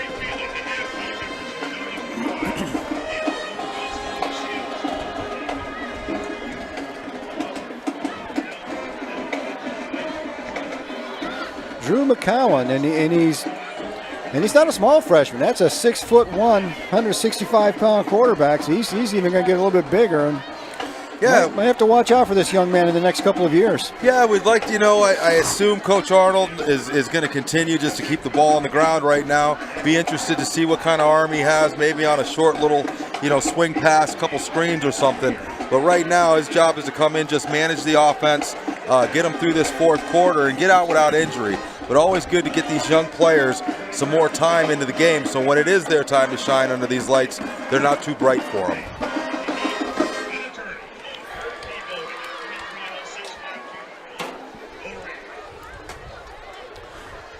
Luke Clayholes remains in to do the kicking. Number 11, Nick Greer, back once again for the East Golden Bears. He's got Isaiah Johnson back there with him as well. I can't see the number on the 3rd young man. Looks like they've got 3 backs, and they're playing up just a little bit. Luke Clayholes not quite with the leg strength that Jake Doherty has, but he is getting the ball in play. They got that big middle there. They got to watch it. He puts that there. That's a live ball.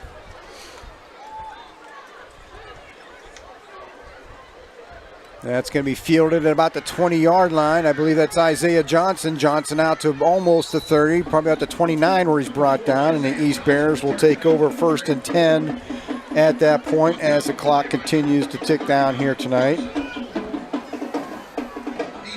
So we'll see what kind of offense the East Bears come out with.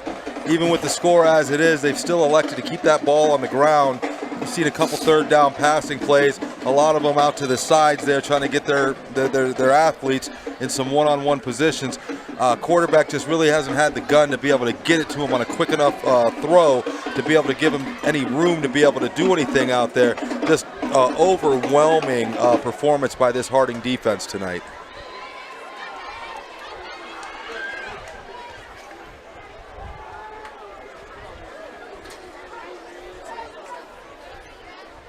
Quarterback's going to keep that. We're trying to get around the right end, and he might have got a half a yard on that play out to about the 36-yard line. We're going to call this one 2nd down and 9. And that's Tim Howell, number 8, still in there, quarterback.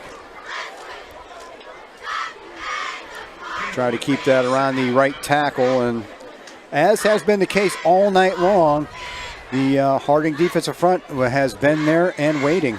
Yeah, it hasn't had to really use any blitz. I mean, they've been getting dominant pressure just from the front four. No blitz needed, able to keep those linebackers back there to catch any run or defend on the pass. Another high snap, handoff to number 26, DeMonte Atkins. Atkins gets another yard, makes it 3rd down and 8. Yeah, you see those high snaps. Those high snaps have been can really just destroy a play. Throws the timing off with the running backs in the line of scrimmage. Something that we experienced in the 3rd quarter last week. One of the things that really contributed to just the debacle that we saw there. Able to fix that. Hopefully, East moving forward will be able to solve the issue with that quarterback center exchange on the shotgun snap.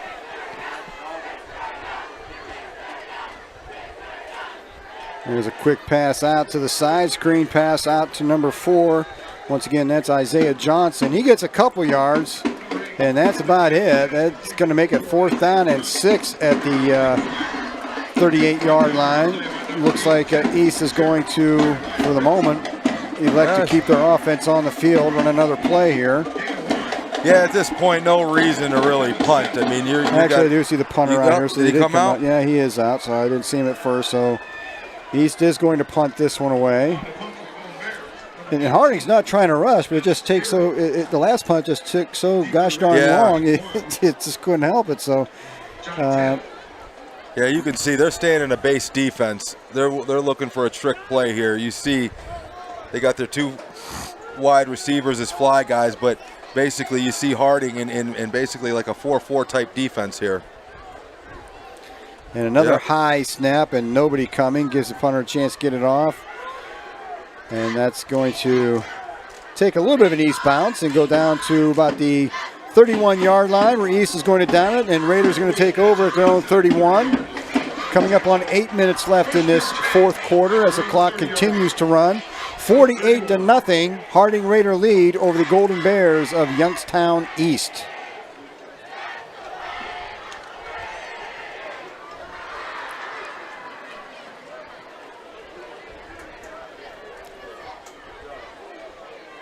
Harding setting up their offense down there. A lot of fresh faces in there, so we want to make sure everybody knows what's going on, what they're supposed to do, where they're supposed to be. You know, and that's another thing that we looked at. You know, probably from around the middle of the 2nd quarter or so, coaches started getting in some of these younger players, and we haven't seen the false starts. We haven't seen the timeouts because of lack of players on the field or people being in the wrong position. So kudos to these younger players. Although they may be not getting the snaps in practice, they're obviously paying attention and learning the system. So when these type of situations present themselves, they're ready to go in and perform. There's another quarterback change. Number 16, Nazir Coleman with the keeper. And he's going to get a 1st down. He's still on his feet, still fighting for yards. Now he's at the 40, all the way into Golden Bear territory, down to about the 41, and helmet goes flying, so he gets one play. He's going to have to come out for a play. But that was number 16, Nazir Coleman, a 6'3", 180-pound sophomore for the Raiders. coming in as the 4th Raider quarterback of the evening.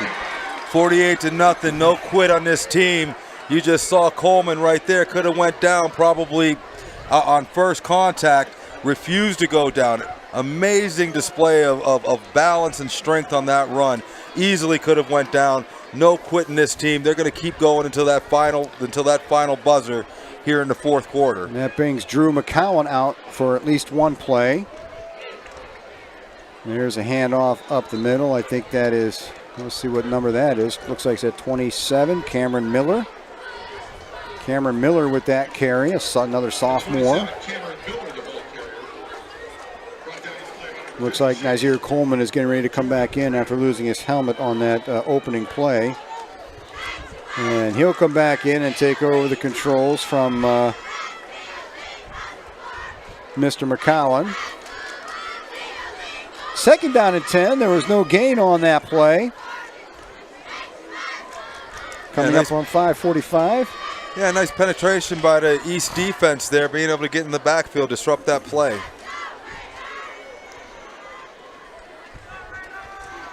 Cameron Miller sets up to Coleman's left, and Coleman's going to keep it again. He's going to pound ahead for about 2. It's going to bring up a 3rd down and 8. Yeah, playing quarterback keeper there. Running back looked like he might have had a better hole there. Defense didn't go for the fake. Able to stop Coleman there for a minimal gain of 2. Bring up this 3rd and 8 here with 5 minutes left in the 4th.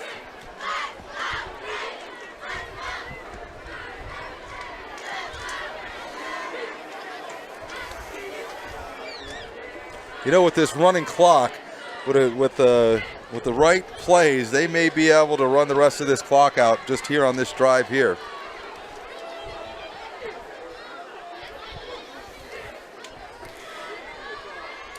And the handoff is to Cameron Miller, and East corrals him in the backfield. They're going to lose the yard on that play. It's going to make this 4th down and 9 coming up as we approach the 4.5-minute mark left in the ball game.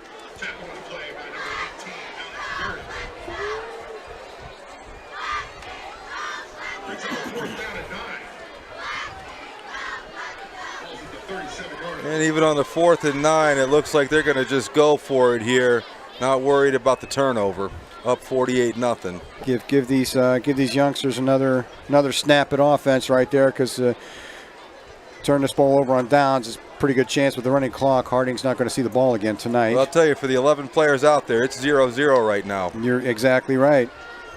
That's number 42 with the carry. Positive yardage. That is Javonte Jones. Javonte Jones still on his feet. Javonte Jones from 37 yards. Nice vision by the running back there. Javonte Jones, sophomore, 5'10", 165. Took it around the right corner. Planted that right foot, cut back against the grain on the defense. Nothing but green in front of him to pay dirt into the Warren end zone.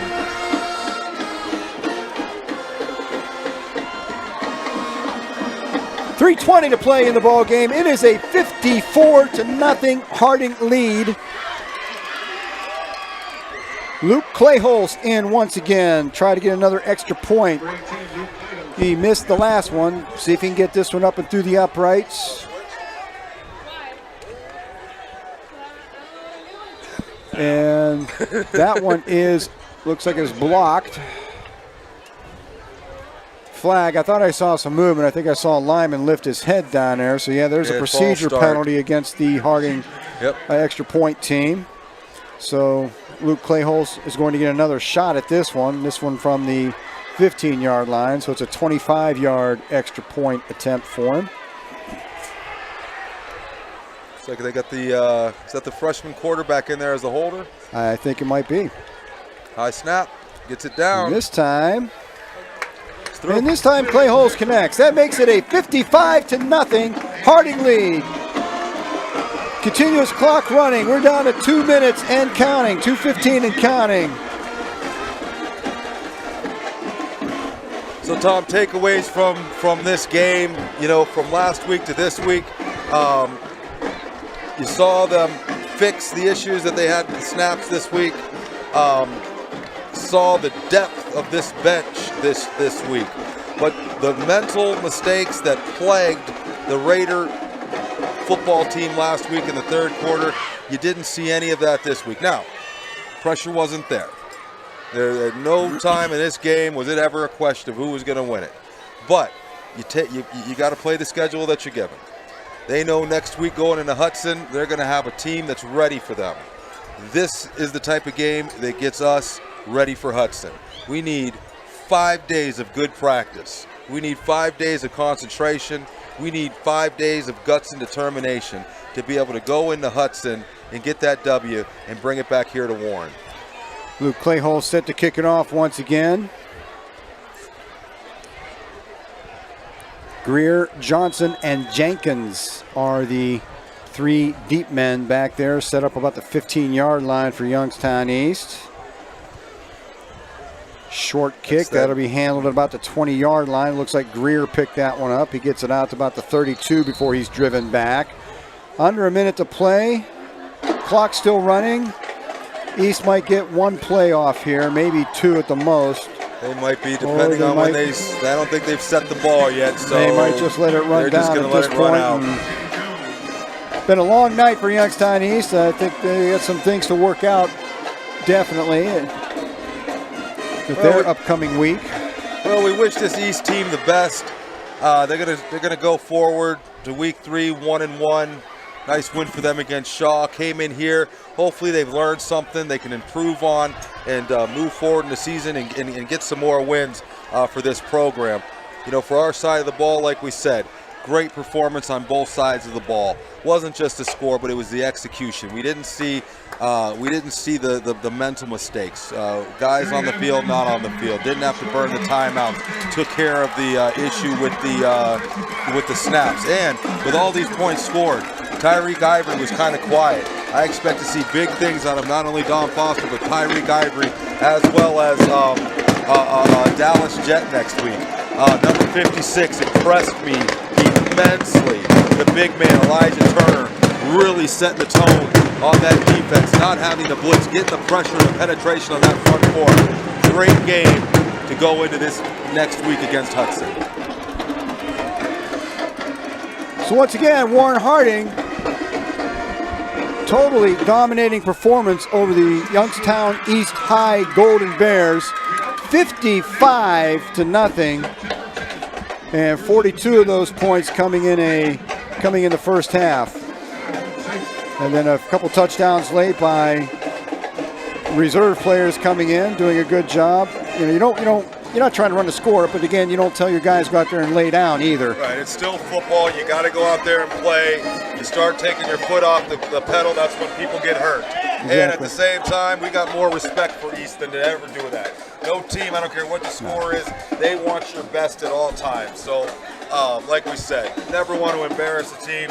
Sometimes you get into these games and it's lopsided. You do the best you can, and you just hope that both teams can take something from this game to help them going into the future weeks. Saw a couple young men from East go down to injury, so hopefully those fellows will be okay for next week. In particular, we saw Delonte Kolaski go down twice, clutching that right knee. So hopefully that young man will get some rest and be ready to go next Friday. Didn't see anybody go down from Harding tonight, despite the heat. Normally we see a number of heat cramps. Didn't see that tonight from either team, really. Couple of maybe an ankle injury, a knee injury on the other sideline. Yeah, and with the humidity and the temperatures that we saw, you would have assumed that we would have definitely saw some cramps, but both the trainers on both sidelines keeping those players hydrated, being able to keep them in the game. And as you'd mentioned, 77 showed a lot of heart, went down, tried to come back with that knee injury, but just couldn't overcome it. Ended up having to sit out the rest of the game. Hopefully he'll be ready to go for them in week 3. Well, once again, from Molotov Stadium, Harding, total domination over the Youngstown East Golden Bears, 55-0. Harding evens their record at 1-1. We'll be at Hudson next week, and that's it from Molotov. We'll see you in 2 weeks when we get home here against Massillon. Enjoy your weekend, Raiders.